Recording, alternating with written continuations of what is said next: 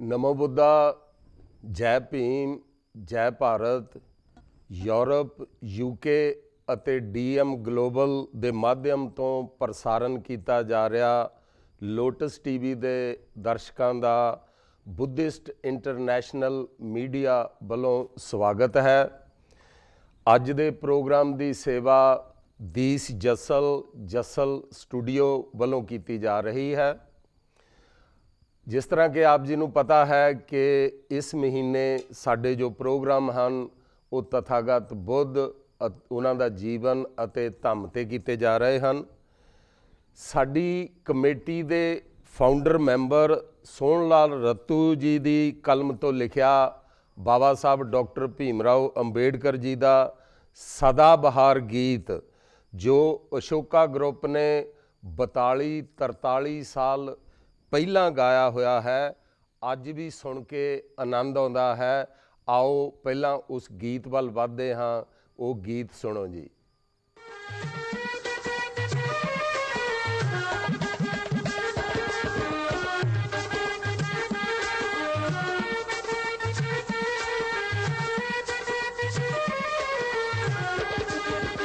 देश कौम दी खातिर जिंदगी लावांगे, देश कौम दी खातिर जिंदगी लावांगे, भीम जी तेरा घर घर मिशन पहुंचावांगे, मिशन पहुंचावांगे। देश कौम दी खातिर जिंदगी लावांगे, भीम जी तेरा घर घर मिशन पहुंचावांगे, मिशन पहुंचावांगे।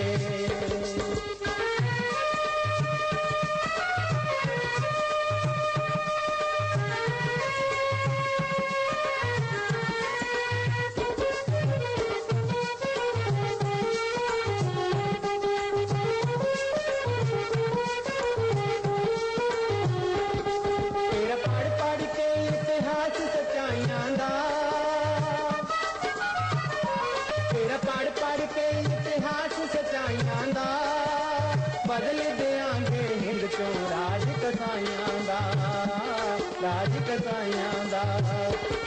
सच दा झंडा लहरावांगे, सच दा झंडा लहरावांगे, बावां दा जोर वखावांगे, भीम जी तेरा घर घर मिशन पहुंचावांगे, मिशन पहुंचावांगे। देश कौम की खातिर जिंदगी लावांगे, भीम जी तेरा घर घर मिशन पहुंचावांगे, मिशन पहुंचावांगे।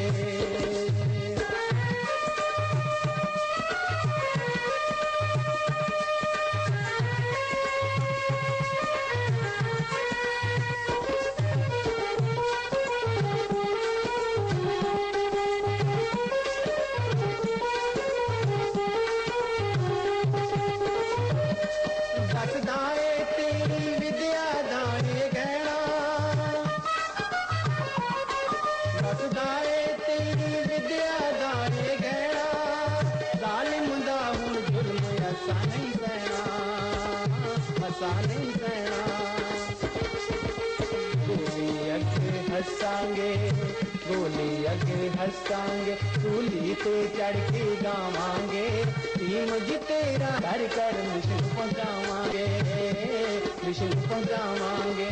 देश कौम की खातिर जिंदगी लावांगे, भीम जी तेरा घर घर मिशन पहुंचावांगे, मिशन पहुंचावांगे।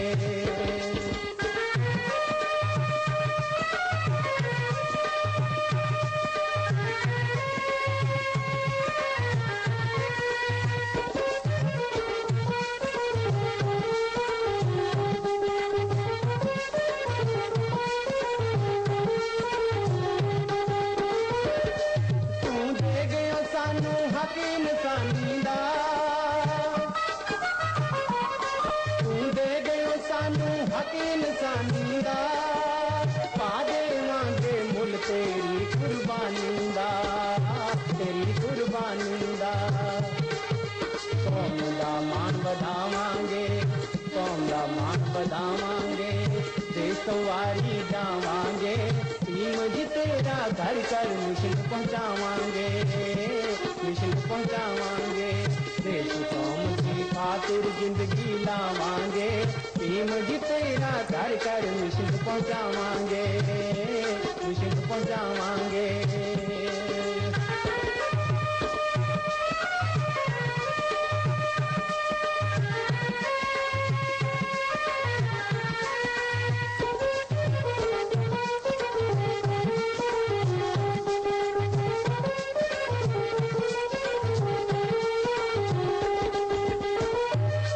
तेरे अगे खड़ के कसमा खांदे हाँ, तेरे अगे खड़ के कसमा खांदे हाँ, तेरे कम्मा उत्तों वारी जांदे हाँ, वारी जांदे हाँ। तेरा मन बजावांगे रत्तू ना चित्त चुरावांगे, भीम जी तेरा घर घर मिशन पहुंचावांगे, मिशन पहुंचावांगे। देश कौम की खातिर जिंदगी लावांगे, भीम जी तेरा घर घर मिशन पहुंचावांगे, मिशन पहुंचावांगे, मिशन पहुंचावांगे, मिशन पहुंचावांगे। Doctor Ambedkar memorial committee of great Britain ਨੇ ਪੰਜਾਬ ਦੇ ਵਿੱਚ ਬਾਬਾ ਸਾਹਿਬ ਦੀ 14 ਅਕਤੂਬਰ 1956 ਨੂੰ ਜੋ ਦੀਕਸ਼ਾ ਲਈ ਸੀ, ਉਸ ਦੀ ਗੋਲਡਨ ਜੁਬਲੀ 'ਤੇ 2006 ਦੇ ਵਿੱਚ ਪੰਜਾਬ ਦੇ ਵਿੱਚ ਬੁੱਧਿਸਟ ਰਿਸੋਰਸ ਸੈਂਟਰ ਪੰਜਾਬ ਖੋਲ੍ਹਿਆ ਸੀ, ਜਿਸ ਦੇ ਉੱਤੇ ਕਮੇਟੀ ਨੇ ਤਕਰੀਬਨ 4 ਕਰੋੜ ਰੁਪਈਆ ਖਰਚਿਆ। ਉਸ ਦੇ ਵਿੱਚ ਇੱਕ ਸੁੰਦਰ ਬੁੱਧ ਵਿਹਾਰ ਹੈ, ਇੱਕ ਕਮਿਊਨਿਟੀ ਸੈਂਟਰ ਹੈ ਅਤੇ ਇੱਕ ਸਕੂਲ ਚੱਲ ਰਿਹਾ ਹੈ, ਜਿਸ ਦੇ ਵਿੱਚ 276 ਬੱਚੇ ਪੜ੍ਹ ਰਹੇ ਹਨ। ਉਸੇ ਸਮੇਂ 'ਤੇ ਪਲਾਨਿੰਗ ਦੇ ਹਿਸਾਬ ਦੇ ਨਾਲ ਉਸ ਦੇ ਵਿੱਚ ਡਾਕਟਰ ਅੰਬੇਡਕਰ ਮਿਊਜ਼ੀਅਮ ਬਣਨਾ ਸੀ, ਜਿਹੜਾ ਕਿ ਉਸ ਦਾ ਡੋਮ ਹੈ ਉਸ ਦੇ ਵਿੱਚ ਪਹਿਲਾਂ ਹੀ ਤਿਆਰ ਕਰਕੇ ਰੱਖਿਆ ਹੋਇਆ ਸੀ, ਲੇਕਿਨ 10 ਸਾਲ ਲੱਗ ਗਏ। ਮੈਂ ਗੱਲ 2006 ਦੀ ਕਰ ਰਿਹਾ ਹਾਂ, ਹੁਣ 2016 ਆ ਗਿਆ ਹੈ। ਬੜੀ ਖੁਸ਼ੀ ਦੀ ਗੱਲ ਹੈ ਕਿ ਉਹ ਸਾਡਾ ਸੁਪਨਾ ਜੋ ਹੈ ਪੂਰਾ ਹੋਣ ਜਾ ਰਿਹਾ ਹੈ, ਕਿਉਂਕਿ ਪਹਿਲਾਂ doctor Ambedkar memorial committee of great Britain ਨੇ 2002 ਦੇ ਵਿੱਚ ਵੁਲਵਰਹੈਂਪਟਨ ਦੇ ਵਿੱਚ ਮਿਊਜ਼ੀਅਮ ਖੋਲ੍ਹਿਆ ਸੀ, ਜਿਸ ਦੇ ਵਿੱਚ ਤਕਰੀਬਨ 65 ਆਈਟਮਸ ਸਾਡੇ ਪਾਸ ਹਨ, ਜੋ ਨਾਨਕ ਚੰਦ ਰੱਤੂ ਜੀ ਜਿਨ੍ਹਾਂ ਨੇ ਬਾਬਾ ਸਾਹਿਬ ਡਾਕਟਰ ਭੀਮ ਰਾਓ ਅੰਬੇਡਕਰ ਦੀ 17 ਸਾਲ ਸੇਵਾ ਕੀਤੀ ਆ, ਉਹਨਾਂ ਦੇ ਪ੍ਰਾਈਵੇਟ ਸੈਕਟਰੀ ਸਨ, ਉਹਨਾਂ ਦੇ ਪਾਸੋਂ ਇਹ ਸਭ ਕੁਝ ਸਾਨੂੰ ਮਿਲਿਆ ਹੈ। ਉਹਨਾਂ ਦੀ ਨੌਂ ਰਾਣੀ ਨੇ ਵੀ ਆਪਣਾ ਫਰਜ਼ ਪੂਰਾ ਕੀਤਾ ਹੈ, ਔਰ ਪੰਜਾਬ ਦੇ ਵਿੱਚ ਜੋ ਪੰਜਾਬ ਦੀ doctor Ambedkar Buddhist society Punjab ਹੈ, ਉਹਨਾਂ ਵੱਲੋਂ ਬੁੱਧਾ ਜਯੰਤੀ ਦੇ ਉੱਤੇ 21 ਮਈ ਨੂੰ ਅਤੇ ਬਾਬਾ ਸਾਹਿਬ ਡਾਕਟਰ ਭੀਮ ਰਾਓ ਅੰਬੇਡਕਰ ਦੀ 125ਵੀਂ ਜੋ ਜਯੰਤੀ ਮਨਾਈ ਜਾ ਰਹੀ ਹੈ, ਉਸ ਦੇ ਉੱਤੇ ਪੰਜਾਬ ਦੇ ਵਿੱਚ ਮਿਊਜ਼ੀਅਮ ਖੋਲ੍ਹਿਆ ਜਾ ਰਿਹਾ ਹੈ, ਜਿਹੜਾ ਕਿ 19 ਤਰੀਕ ਨੂੰ ਸ਼ਸ਼ੀ ਸਿਧਾਰਥ ਰੱਤੂ ਜੀ ਸਾਰਾ ਸਮਾਨ ਲੈ ਕੇ ਆ ਰਹੀ ਹੈ। ਉਹਦੇ ਵਾਸਤੇ ਜਲੰਧਰ ਤੋਂ ਉਹ ਕਾਫਲਾ ਚੱਲੇਗਾ। ਜਲੰਧਰ ਤੋਂ ਤੁਰ ਕੇ ਪਹਿਲਾਂ ਉਹ ਚਹੇੜੂ ਵਾਲੇ ਸੰਤ ਉਹਨਾਂ ਦਾ ਸਵਾਗਤ ਕਰਨਗੇ। ਉਸ ਤੋਂ ਬਾਅਦ ਚੱਕ ਹਕੀਮ ਗੁਰੂ ਰਵਿਦਾਸ ਸ਼੍ਰੋਮਣੀ ਮੰਦਰ ਚੱਕ ਹਕੀਮ ਵਿੱਚ ਉਹਨਾਂ ਦਾ ਸਵਾਗਤ ਕੀਤਾ ਜਾਵੇਗਾ। ਉਸ ਤੋਂ ਬਾਅਦ ਸੰਤੋਖਪੁਰਾ ਫਗਵਾੜਾ ਵਿਖੇ ਉਹਨਾਂ ਨੂੰ ਉੱਥੇ ਸਵਾਗਤ ਕੀਤਾ ਜਾਵੇਗਾ। ਫਗਵਾੜਾ ਦਾ ਡਾਕਟਰ BR ਅੰਬੇਡਕਰ ਬੱਸ ਅੱਡਾ ਜੋ ਹੈ, ਉੱਥੇ ਉਹਨਾਂ ਦਾ ਸਵਾਗਤ ਕੀਤਾ ਜਾਵੇਗਾ। ਡਾਕਟਰ ਅੰਬੇਡਕਰ ਪਾਰਕ ਹਰਗੋਬਿੰਦ ਨਗਰ, ਉੱਥੇ ਉਹਨਾਂ ਦਾ ਸਵਾਗਤ ਕੀਤਾ ਜਾਵੇਗਾ। ਮਢਾਲੀ ਬਾਈਪਾਸ 'ਤੇ ਉੱਥੇ ਉਹਨਾਂ ਦਾ ਸਵਾਗਤ ਕੀਤਾ ਜਾਵੇਗਾ। ਉਸ ਤੋਂ ਬਾਅਦ ਬਹਿਰਾਮ, ਉੱਥੇ ਉਹਨਾਂ ਦਾ ਸਵਾਗਤ ਕੀਤਾ ਜਾਵੇਗਾ। ਉਸ ਤੋਂ ਬਾਅਦ ਸਨਮਾ ਫਰਾਲਾ, ਉੱਥੇ ਉਹਨਾਂ ਦਾ ਸਵਾਗਤ ਕੀਤਾ ਜਾਵੇਗਾ। ਅਤੇ ਉਸ ਤੋਂ ਬਾਅਦ doctor Ambedkar resource centre Punjab ਵਿਖੇ ਮਿਊਜ਼ੀਅਮ ਵਿੱਚ ਸੁਸ਼ੋਭਿਤ ਕੀਤੀਆਂ ਜਾਣਗੀਆਂ। ਇਹ ਡਾਕਟਰ ਅੰਬੇਡਕਰ ਜੀ ਦਾ ਇੱਕ ਪਲੰਗ ਹੈ, ਇੱਕ ਚੇਅਰ, ਇੱਕ ਅਲਮਾਰੀ, ਇੱਕ ਸੂਟਕੇਸ, ਲਾਈਫ ਦੀਆਂ ਟਾਈਮ ਦੀਆਂ ਫੋਟੋਜ਼, ਡਾਕਟਰ ਅੰਬੇਡਕਰ ਜੀ ਦੀਆਂ ਹੱਥ ਲਿਖਤਾਂ, ਡਾਕਟਰ ਅੰਬੇਡਕਰ ਜੀ ਦਾ ਗ੍ਰਾਮੋਫੋਨ, ਜਿਸ ਤੇ ਬਾਬਾ ਸਾਹਿਬ ਸੰਗੀਤ ਸੁਣਿਆ ਕਰਦੇ ਸਨ। ਅਸੀਂ ਆਪ ਨੂੰ ਅਪੀਲ ਕਰਦੇ ਹਾਂ ਕਿ ਟੈਲੀਫੋਨ ਕਰਕੇ ਆਪਣੇ ਰਿਸ਼ਤੇਦਾਰਾਂ ਨੂੰ ਦੱਸੋ ਕਿ 19 ਤਰੀਕ ਨੂੰ ਬਾਬਾ ਸਾਹਿਬ ਜੀ ਦੀਆਂ ਇਹਨਾਂ ਬਸਤਾਂ ਦੇ ਦਰਸ਼ਨ ਕਰਨ ਅਤੇ 21 ਤਰੀਕ ਨੂੰ ਮਿਊਜ਼ੀਅਮ ਵਿੱਚ ਦਰਸ਼ਨ ਕਰ ਸਕਦੇ ਹਨ। ਸੋ ਇਹ ਤਾਂ ਇੱਕ ਅਨਾਊਂਸਮੈਂਟ ਸੀ, ਔਰ ਕਮੇਟੀ ਦੀ ਇਹ ਇੱਕ ਬਹੁਤ ਵੱਡੀ ਅਚੀਵਮੈਂਟ ਹੈ ਕਿ ਪੰਜਾਬ ਦੇ ਵਿੱਚ ਬਾਬਾ ਸਾਹਿਬ ਦੀ ਇੱਕ ਜੋ ਮਿਊਜ਼ੀਅਮ ਹੈ ਉਹ ਬਣਨ ਜਾ ਰਹੀ ਹੈ।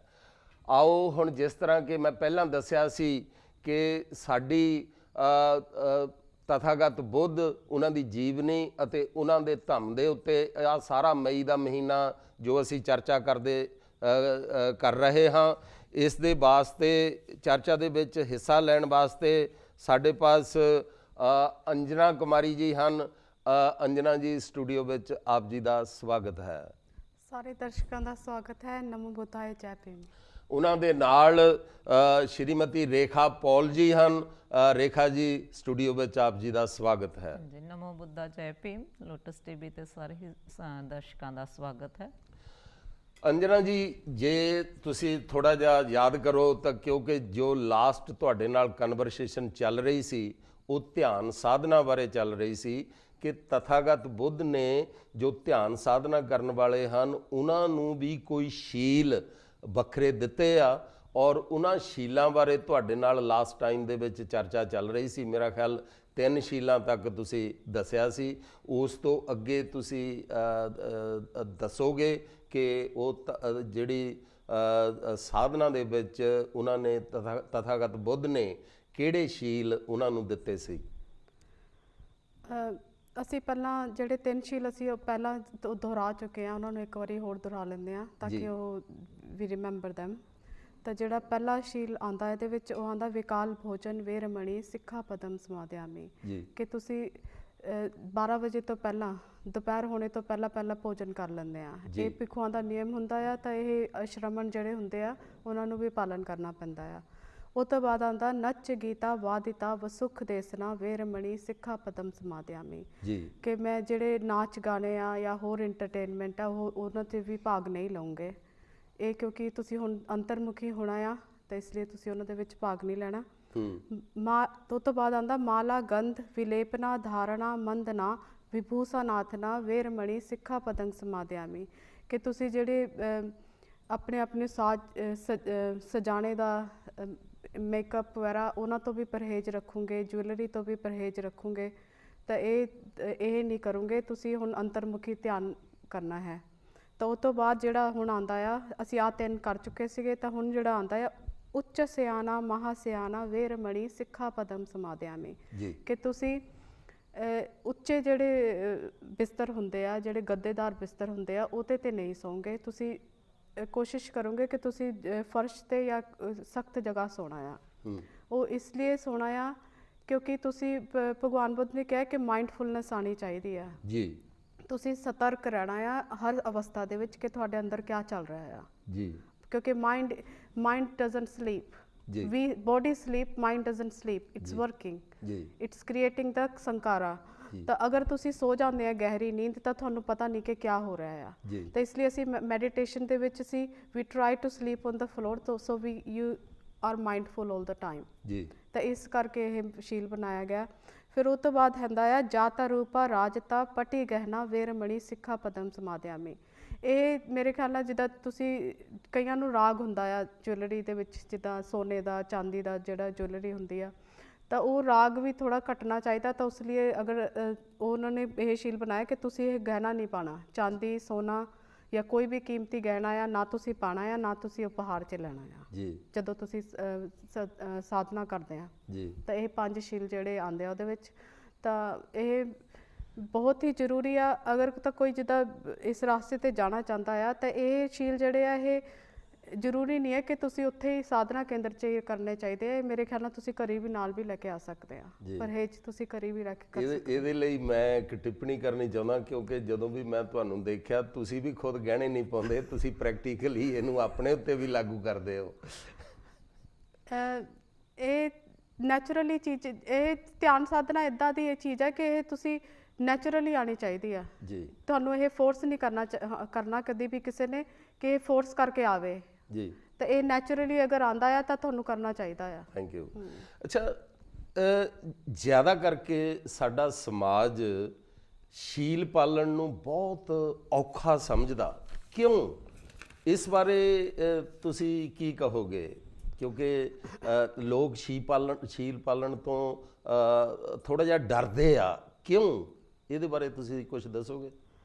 ਹਾਂਜੀ, ਇਹ ਬਹੁਤ ਹੀ ਗੰਭੀਰ ਜਿੱਦਾਂ ਮੁੱਦਾ ਆ ਸਾਡੇ ਸਮਾਜ ਦੇ ਵਿੱਚ, ਕਿਉਂਕਿ ਅਗਰ ਅਸੀਂ ਹੁਣ ਦੇਖਦੇ ਹਾਂ, ਅਸੀਂ ਜਾਂਦੇ ਹਾਂ, ਅਸੀਂ ਟੈਂਪਲ ਜਾਂਦੇ ਹਾਂ, ਬੁੱਧ ਵਿਹਾਰ ਜਾਂਦੇ ਹਾਂ, ਅਸੀਂ ਬਾਰ-ਬਾਰ ਉਚਾਰਨ ਕਰਦੇ ਹਾਂ ਸ਼ੀਲਾਂ ਦਾ ਜੀ। ਬਾਰ-ਬਾਰ ਅਸੀਂ ਉਹਨਾਂ ਨੂੰ ਉਚਾਰਨ ਕਰਦੇ ਹਾਂ, ਲੇਕਿਨ ਫਿਰ ਅਸੀਂ ਜਦੋਂ ਘਰ ਆਉਂਦੇ ਹਾਂ ਫਿਰ ਅਸੀਂ ਉਹੀ ਦੁਨੀਆਦਾਰੀ ਦੇ ਵਿੱਚ, ਉਹੀ ਲੜਾਈਆਂ ਝਗੜੇ ਦੇ ਵਿੱਚ, ਉਹੀ ਚੀਜ਼ਾਂ ਦੇ ਵਿੱਚ ਕਿਉਂ ਅਸੀਂ ਉਲਝ ਜਾਂਦੇ ਹਾਂ। ਹੁਣ ਅਗਰ ਅਸੀਂ ਦੇਖਦੇ ਹਾਂ ਕਿ ਸਾਡਾ ਜਿਹੜਾ ਸਮਾਜ ਆ, ਹੁਣ ਉਹਨਾਂ ਨੇ ਡਿਵੈਲਪਮੈਂਟ ਵੀ ਬਹੁਤ, ਸਾਇੰਟਿਸਟ ਨੇ ਡਿਵੈਲਪਮੈਂਟ ਵੀ ਬਹੁਤ ਕਰ ਚੁੱਕੇ ਆ ਜੀ। They are develop to the extent they went to the moon. ਸਾਡੇ ਕੋਲ ਕੰਪਿਊਟਰ ਆ, ਸਾਡੇ ਕੋਲ ਮੋਬਾਈਲਸ ਫੋਨ ਆ, ਕਿੰਨੀ ਤਰੱਕੀ ਕੀਤੀ ਆ, ਲੇਕਿਨ ਫਿਰ ਵੀ we are lacking in morality ਜੀ। ਇੱਕ ਤਰਫ ਤਾਂ ਅਸੀਂ ਪ੍ਰਗਤੀ ਦੀ ਤਰਫ ਜਾ ਰਹੇ ਹਾਂ, ਇੱਕ ਤਰਫ ਅਸੀਂ ਦੁਰਗਤੀ ਦੀ ਤਰਫ ਜਾ ਰਹੇ ਹਾਂ। ਇਹ ਦੋ ਪਾਸੇ ਕਿਉਂ ਆ ਰਿਹਾ ਸਾਡੇ ਸਮਾਜ ਦੇ ਵਿੱਚ? ਇਹ ਦੋ ਤਰਫਾ ਸਾਈਡ ਕਿਉਂ ਆ? ਇਹ ਇਸ ਲਈ ਆ ਕਿਉਂਕਿ ਮੋਰੈਲਿਟੀ ਦੀ ਕਿਤੇ ਨਾ ਕਿਤੇ we are lacking in morality ਜੀ। ਕਿੰਨਾ ਹੁਣ ਤੁਸੀਂ ਦੇਖੋ, ਅਸੀਂ ਅਗਰ ਨਿਊਜ਼ ਦੇਖਦੇ ਹਾਂ, ਸਾਰੀ ਨੈਗੇਟਿਵਿਟੀ ਦੀ ਨਿਊਜ਼ ਆਉਂਦੀ ਹੈ ਜੀ। ਲੋਕ ਇੱਕ ਦੂਸਰੇ ਨੂੰ ਮਾਰ ਰਹੇ ਆ, ਚੋਰੀਆਂ ਹੋ ਰਹੀਆਂ, ਕਰਪਸ਼ਨ ਇੰਨੀ ਜ਼ਿਆਦਾ ਹੋ ਰਹੀ ਆ। ਤਾਂ ਇਹ ਕਿਉਂ ਹੋ ਰਿਹਾ? ਇਹਦੇ ਪਿੱਛੇ ਇੱਕ ਕੋਈ ਕਾਰਨ ਆ ਜਿਸ ਕਾਰਨ ਇਹ ਹੋ ਰਿਹਾ ਆ ਜੀ। ਤਾਂ ਇਹਦੇ ਜਿਹੜੇ ਦੋ ਮੁੱਖ ਕਾਰਨ ਸਾਡੇ ਸਾਹਮਣੇ ਆਉਂਦੇ ਆ। ਪਹਿਲਾ ਕਾਰਨ ਤਾਂ ਇਹ ਆਉਂਦਾ ਆ ਕਿ ਹਿਊਮਨ ਨੇਚਰ, ਨੈਚੁਰਲੀ ਜਿਹੜਾ ਹਿਊਮਨ ਨੇਚਰ ਆ, it goes with the crowd ਜੀ। ਅਸੀਂ ਕਰਾਊਡ ਨੂੰ ਫੋਲੋ ਕਰਦੇ ਹਾਂ ਜੀ। ਜਿਸ ਤਰਫ ਕਰਾਊਡ ਜਾ ਰਿਹਾ ਹੈ, we like to follow them. For example, ਹੁਣ ਅਗਰ 10 ਲੋਕ ਆ ਇੱਕ ਕੰਪਨੀ ਦੇ ਵਿੱਚ ਜੀ, ਅਗਰ ਉਹਦੇ ਵਿੱਚੋਂ 6 ਲੋਕ ਕਰਪਟਡ ਆ ਨਾ, ਤਾਂ ਉਹ ਜਿਹੜੇ 4 ਲੋਕ ਮਿਹਨਤ ਕਰ ਰਹੇ ਆ, ਉਹਨਾਂ ਨੇ ਵੀ ਕਿਤੇ ਨਾ ਕਿਤੇ ਇਹ ਸੋਚਣ ਲੱਗ ਪੈਣਾ ਕਿ ਅਸੀਂ ਤਾਂ ਇੰਨੀ ਮਿਹਨਤ ਕਰਕੇ ਬੜੀ ਮੁਸ਼ਕਿਲ ਨਾਲ ਕਮਾਈ ਕਰ ਰਹੇ ਆ, ਇਹਨਾਂ ਦਾ ਆਰਾਮ ਨਾਲ ਸਰੀ ਜਾ ਰਿਹਾ ਆ ਜੀ। ਤਾਂ we are naturally follow the crowd ਜੀ। ਤਾਂ ਉਹ ਫਿਰ ਉਹਨਾਂ ਦੇ ਨਾਲ ਤੁਰ ਪੈਂਦੇ। ਇਸੇ ਤਰ੍ਹਾਂ ਜਿੱਦਾਂ ਅਗਰ ਇੱਕ ਬੱਚਾ ਆ, ਉਹਦੀ ਕੰਪਨੀ ਦੇ ਵਿੱਚ ਅਗਰ 6 ਲੋਕ ਡਰਿੰਕਿੰਗ ਕਰ ਰਹੇ ਆ ਜੀ, few people are drinking, ਤਾਂ he is naturally going to join them and start drinking ਜੀ। ਤਾਂ ਇਹ ਜਿੱਦਾਂ ਨੈਚੁਰਲੀ ਇਹ ਇੱਕ ਤਾਂ ਪ੍ਰੋਸੈਸ ਚੱਲਦਾ ਹੈ ਕਿ ਵੀ ਫੋਲੋ ਦਾ ਕਰਾਊਡ ਜੀ। ਜਿਹੜਾ ਇੱਕ ਤਾਂ ਇਹ ਬਹੁਤ ਬੜਾ ਕਾਰਨ ਆਉਂਦਾ ਆ। ਤਾਂ ਦੂਸਰਾ ਜਿਹੜਾ ਕਾਰਨ ਆਉਂਦਾ ਆ, ਉਹ ਆਉਂਦਾ ਇਮੋਸ਼ਨ ਜੀ। ਇਹਦੇ ਵਿੱਚ ਜਿਹੜੇ ਸਾਡੇ ਭਿੱਖੂ ਪੁਨਾਂਜੀ ਆ, ਉਹ ਮੈਡੀਕਲ ਉਹਨਾਂ ਨੇ ਸਟੱਡੀ ਕੀਤੀ, ਤਾਂ ਉਹ ਇਹਨੂੰ ਬਹੁਤ ਹੀ ਅੱਛੀ ਤਰ੍ਹਾਂ ਸਾਇੰਟੀਫਿਕ ਵੇ ਨਾਲ ਸਾਨੂੰ ਸਮਝਾਉਂਦੇ ਕਿ ਕਿਉਂ ਸਾਡੇ ਸਮਾਜ ਦੇ ਵਿੱਚ ਜਿਹੜੇ ਆ ਮੋਰੈਲਿਟੀ ਨੂੰ ਫੋਲੋ ਕਰਨਾ ਕਿਉਂ ਇੰਨਾ ਮੁਸ਼ਕਿਲ ਹੋਇਆ ਵਾ। ਇਹ ਉਹਨਾਂ ਨੇ ਬਹੁਤ ਹੀ ਜਿੱਦਾਂ ਮੈਡੀਕਲ ਵੇ ਦੇ ਨਾਲ ਉਹਨਾਂ ਨੇ ਸਮਝਾਇਆ ਸਾਨੂੰ। ਤਾਂ ਉਹ ਜਿਹਦਾ ਐਗਜ਼ਾਮਪਲ ਦਿੰਦੇ ਆ, ਉਹ ਦਿੰਦੇ ਆ ਸਿਗਮੰਡ ਫਰੋਇਡ ਦਾ। ਇਹ ਬਹੁਤ ਬੜੇ ਨਿਊਰੋਲੋਜਿਸਟ ਸੀਗੇ। ਇਹਨਾਂ ਨੇ ਜਿੱਦਾਂ ਮਾਈਂਡ ਦੇ ਉੱਤੇ ਕਾਫੀ ਰਿਸਰਚ ਕੀਤੀ ਜੀ। ਤਾਂ ਜਿਹੜੇ ਸਿਗਮੰਡ ਹੈਗੇ, ਉਹ ਸਾਨੂੰ ਦੱਸਦੇ ਆ ਕਿ ਮਾਈਂਡ ਜਿਹੜਾ ਸਾਡਾ ਹਿਊਮਨ ਮਾਈਂਡ ਆ, ਹਿਊਮਨ ਬ੍ਰੇਨ ਆ, ਉਹਦੇ 2 ਖੰਡ ਆਉਂਦੇ ਆ ਜੀ। ਇੱਕ ਖੰਡ ਆ ਸੈਰੀਬਰਲ ਸਿਸਟਮ, ਇੱਕ ਆਉਂਦਾ ਆ ਲਿੰਬਿਕ ਸਿਸਟਮ ਜੀ। ਉਹ ਦੱਸਦੇ ਆ ਕਿ ਜਿਹੜਾ ਸੈਰੀਬਰਲ ਸਿਸਟਮ ਆ, ਇਜ਼ ਰਿਸਪੌਂਸਿਬਲ ਫॉर ਥਿੰਕਿੰਗ ਜੀ। ਇਹ ਸਾਡੇ ਬ੍ਰੇਨ ਦੇ ਵਿੱਚ ਥਿੰਕਿੰਗ ਕ੍ਰੀਏਟ ਕਰਦਾ ਆ ਜੀ। ਜਿਹੜਾ ਲਿੰਬਿਕ ਸਿਸਟਮ ਆ, ਇਟ ਕ੍ਰੀਏਟਸ ਦਾ ਇਮੋਸ਼ਨ ਜੀ।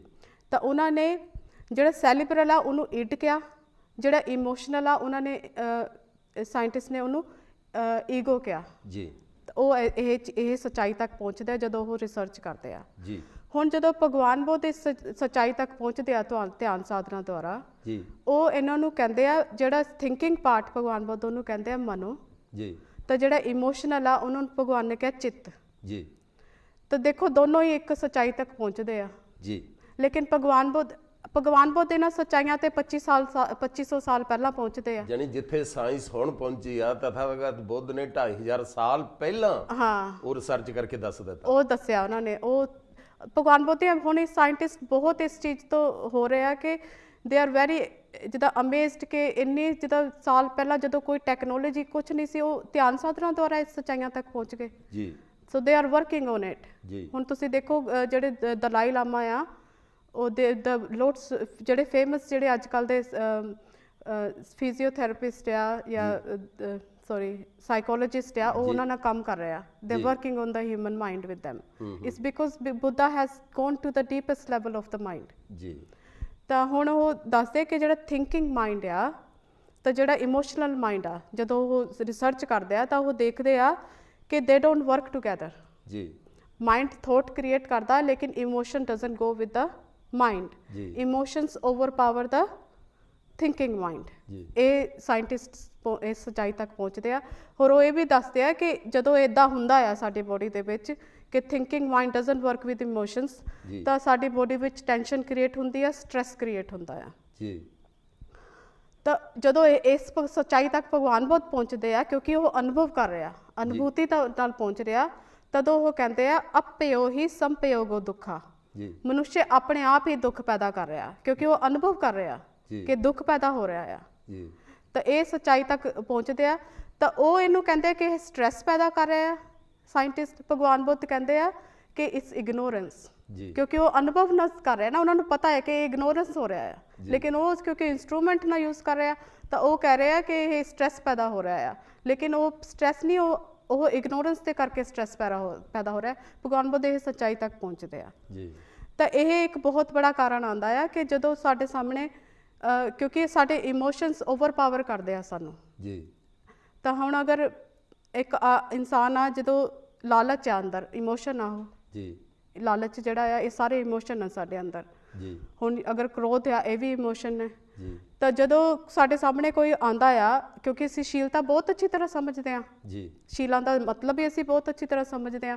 ਲੇਕਿਨ ਉਹਨੂੰ ਗ੍ਰਹਿਣ ਕਿਹਨੇ ਕੀਤਾ ਥਿੰਕਿੰਗ ਮਾਈਂਡ ਨੇ ਕੀਤਾ ਜੀ ਲੇਕਿਨ ਸਾਇੰਟਿਸਟ ਕਹਿੰਦੇ ਆ ਕਿ ਇਮੋਸ਼ਨਲ ਪਾਰਟਸ ਓਵਰਟੇਕ ਦਾ ਥਿੰਕਿੰਗ ਪਾਰਟ ਤਾਂ ਹੁਣ ਕੀ ਹੋਊਗਾ ਜਦੋਂ ਤੁਹਾਡੇ ਸਾਹਮਣੇ ਕੋਈ ਬੰਦਾ ਇਦਾਂ ਦਾ ਆ ਜਾਊਗਾ ਜਿਹਦੇ ਨੂੰ ਤੁਹਾਨੂੰ ਕ੍ਰੋਧ ਦਿੱਤਾ ਤੁਸੀਂ ਉਹਨੇ ਥੋਟ ਕ੍ਰੀਏਟ ਕਰਨੀ ਮਾਈਂਡ ਨੇ and the emotion going to take over that part and you will be following the emotion part ਤਾਂ ਇਹ ਬਹੁਤ ਬੜਾ ਕਾਰਨ ਆਉਂਦਾ ਹੈ ਕਿ ਅਸੀਂ ਜਿਹੜੇ ਆ ਸ਼ੀਲ ਪਾਲਣ ਕਰਨੇ ਮੁਸ਼ਕਿਲ ਸਮਝਦੇ ਹਾਂ ਕਿਉਂਕਿ ਅਸੀਂ ਇਮੋਸ਼ਨ ਪਾਰਟ ਨੂੰ we are following blindly the emotion part rather than the thinking part ਜੀ ਹੋਰ ਇੱਥੇ ਇੱਕ ਹੋਰ ਗੱਲ ਬਹੁਤ ਜਿਹੜੀ ਮੈਂ ਤੁਹਾਨੂੰ ਦੱਸਣਾ ਚਾਹੂੰਗੀ ਜੀ ਕਿ ਇਹ ਜਦੋਂ ਅਸੀਂ ਕਹਿੰਦੇ ਨੇ ਕਿ ਮਨੁੱਖ ਜੀਵਨ ਬਹੁਤ ਮਹੱਤਵਪੂਰਨ ਹੈ ਜੀ ਭਗਵਾਨ ਬੁੱਧ ਵੀ ਇਸ ਚੀਜ਼ ਨੂੰ ਸਾਨੂੰ ਸਮਝਾਉਂਦੇ ਕਿ ਇਹ ਮਹੱਤਵਪੂਰਨ ਹੈ ਲੇਕਿਨ ਉਹ ਕਾਲਪਨਿਕ ਨਹੀਂ ਦੱਸਦੇ ਕਿ ਕੋਈ ਕਾਲਪਨਿਕ ਹੈ ਉਹ ਸਾਨੂੰ ਸੱਚਾਈ ਦੱਸਦੇ ਆ ਜੀ 2500 ਸਾਲ ਪਹਿਲਾਂ ਉਹਨਾਂ ਨੇ ਸਾਨੂੰ ਸੱਚਾਈ ਦੱਸੀ ਕਿ ਉਹ ਦੱਸਦੇ ਕਿ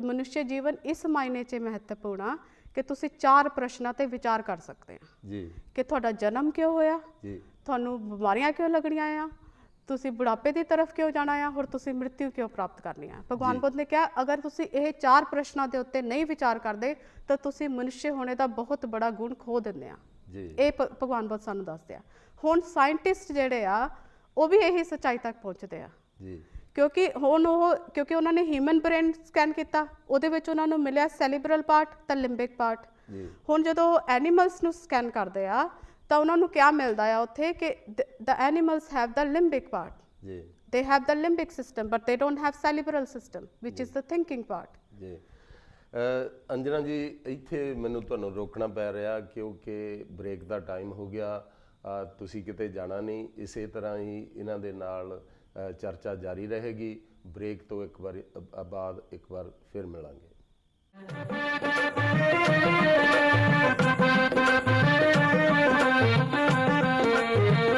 ਬ੍ਰੇਕ ਤੋਂ ਬਾਅਦ ਆਪ ਜੀ ਦਾ ਲੋਟਸ ਟੀਵੀ ਤੇ ਇੱਕ ਵਾਰ ਫਿਰ ਸਵਾਗਤ ਹੈ ਅੰਜਨਾ ਜੀ ਦੇ ਨਾਲ ਚਰਚਾ ਚੱਲ ਰਹੀ ਸੀ ਬ੍ਰੇਕ ਤੋਂ ਪਹਿਲਾਂ ਹਾਂਜੀ ਅੰਜਨਾ ਜੀ ਇਸ ਤੋਂ ਅੱਗੇ ਹਾਂਜੀ ਤਾਂ ਇਹ ਅਸੀਂ ਦੱਸ ਰਹੇ ਸੀਗੇ ਕਿ ਕਿਉਂ ਮਨੁੱਖ ਜੀਵਨ ਮਹੱਤਵਪੂਰਨ ਹੈ ਤਾਂ ਹੁਣ ਜਦੋਂ ਸਾਇੰਟਿਸਟ ਬ੍ਰੇਨ ਦਾ ਸਕੈਨ ਕਰਦੇ ਆ ਜਦੋਂ ਐਨੀਮਲਸ ਦਾ ਤਦੋਂ ਉਹਨਾਂ ਨੂੰ ਕਿਆ ਮਿਲਦਾ ਹੈ ਕਿ ਬ੍ਰੇਨ ਉਹਨਾਂ ਦਾ ਜਿਹੜਾ ਬ੍ਰੇਨ ਆ ਉਹਦੇ ਵਿੱਚ ਸਿਰਫ ਲਿੰਬਿਕ ਸਿਸਟਮ ਜੀ ਬਹੁਤ ਘੱਟ ਐਨੀਮਲਸ ਆ ਜਿਨ੍ਹਾਂ ਦੇ ਕੋਲ ਸੈਲੀਬਰਲ ਪਾਰਟ ਹੈ ਬ੍ਰੇਨ ਦੇ ਵਿੱਚ ਜਿਹੜਾ ਕਿ ਥਿੰਕਿੰਗ ਕ੍ਰੀਏਟ ਕਰਦਾ ਆ ਇਹਦਾ ਮਤਲਬ ਉਹ ਇਹ ਵੀ ਸੱਚਾਈ 'ਚ ਪਹੁੰਚਦੇ ਆ ਕਿ ਜਿਹੜੇ ਜਾਨਵਰ ਆ ਉਹਨਾਂ ਨੂੰ ਨਹੀਂ ਪਤਾ ਕਿ ਉਹਨਾਂ ਦਾ ਜਨਮ ਹੋਇਆ ਜੀ ਉਹਨਾਂ ਨੂੰ ਨਹੀਂ ਪਤਾ ਕਿ ਉਹਨਾਂ ਨੇ ਇੱਕ ਦਿਨ ਮਰਨਾ ਆ ਜੀ ਦੇ ਡੋਂਟ ਥਿੰਕ ਜੀ they are blindly following their emotions ਜੀ ਜਿੱਦਾਂ ਕਿ ਹੁਣ ਅਸੀਂ ਆ हाँ जी ਕਿਉਂਕਿ ਅਸੀਂ we are blindly following our emotions. ਜੀ ਲੇਕਿਨ ਜਦੋਂ ਜਾਨਵਰ ਦੇ ਰੂਪ 'ਚ ਤੁਸੀਂ ਜਨਮ ਲੈਂਦੇ ਆ ਤਦੋਂ ਤੁਹਾਡੇ ਕੋਲ ਥਿੰਕਿੰਗ ਪਾਰਟ ਹੈ ਹੀ ਨਹੀਂ, ਜੀ you are just blindly following the emotions. This is what the happening ਇਨ ਦ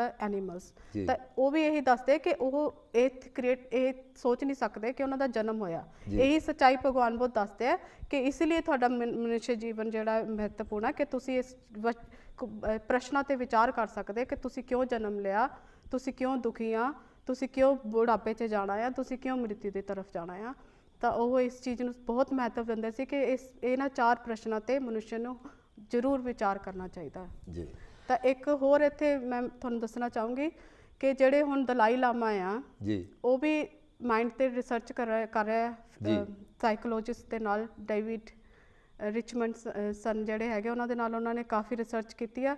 ਤਾਂ ਉਹ ਜਦੋਂ ਰਿਸਰਚ ਕਰਦੇ ਆ ਉਹਨਾਂ ਨੇ ਭਿੱਖੂਆਂ ਨੂੰ ਲਿਜਾ ਕੇ ਉਹਨਾਂ ਦੀ ਰਿਸਰਚ ਕੀਤੀ ਮਾਈਂਡ ਦੀ। ਜੀ ਤਾਂ ਜਦੋਂ ਉਹਨਾਂ ਦੀ ਜਿਹੜੇ ਰਿਜ਼ਲਟ ਨਿਕਲਦੇ ਆ ਉਹ ਕਹਿੰਦੇ ਜਦੋਂ ਅਸੀਂ ਭਿੱਖੂ ਨੂੰ ਜਦੋਂ ਉਹ ਸਤੀ ਪਠਾਨਾ ਸੁੱਤਾ ਦਾ ਵਿੱਚ ਧਿਆਨ ਸਾਧਨਾ ਦੇ ਵਿੱਚ ਆ ਜੀ ਤਾਂ ਕਿਆ ਮਾਈਂਡ ਉਹਨਾਂ ਦੇ ਵਿੱਚ ਪਾਉਂਦੇ ਆ, ਉਹ ਉਹਨਾਂ ਦੇ ਭਿੱਖੂਆਂ ਦੇ ਮਾਈਂਡ ਦੇ ਵਿੱਚ ਉਹ ਦੇਖਦੇ ਆ ਕਿ ਜਿਹੜੇ ਭਿੱਖੂ ਆ ਜੀ ਜਦੋਂ ਉਹ ਧਿਆਨ ਸਾਧਨਾ ਦੇ ਵਿੱਚ ਆ ਤਦੋਂ ਉਹਨਾਂ ਦਾ ਥਿੰਕਿੰਗ ਪਾਰਟ ਇਜ਼ ਐਕਟਿਵ, ਜੀ ਦ limbic part is not active. ਜੀ ਉਹ ਕਾਮ ਹੁੰਦਾ ਆ ਜੀ। ਭਿੱਖੂਆਂ ਦਾ ਜਿਹੜਾ ਹੁੰਦਾ ਹੈ ਜਦੋਂ because they are working they are getting into the stage of knowing.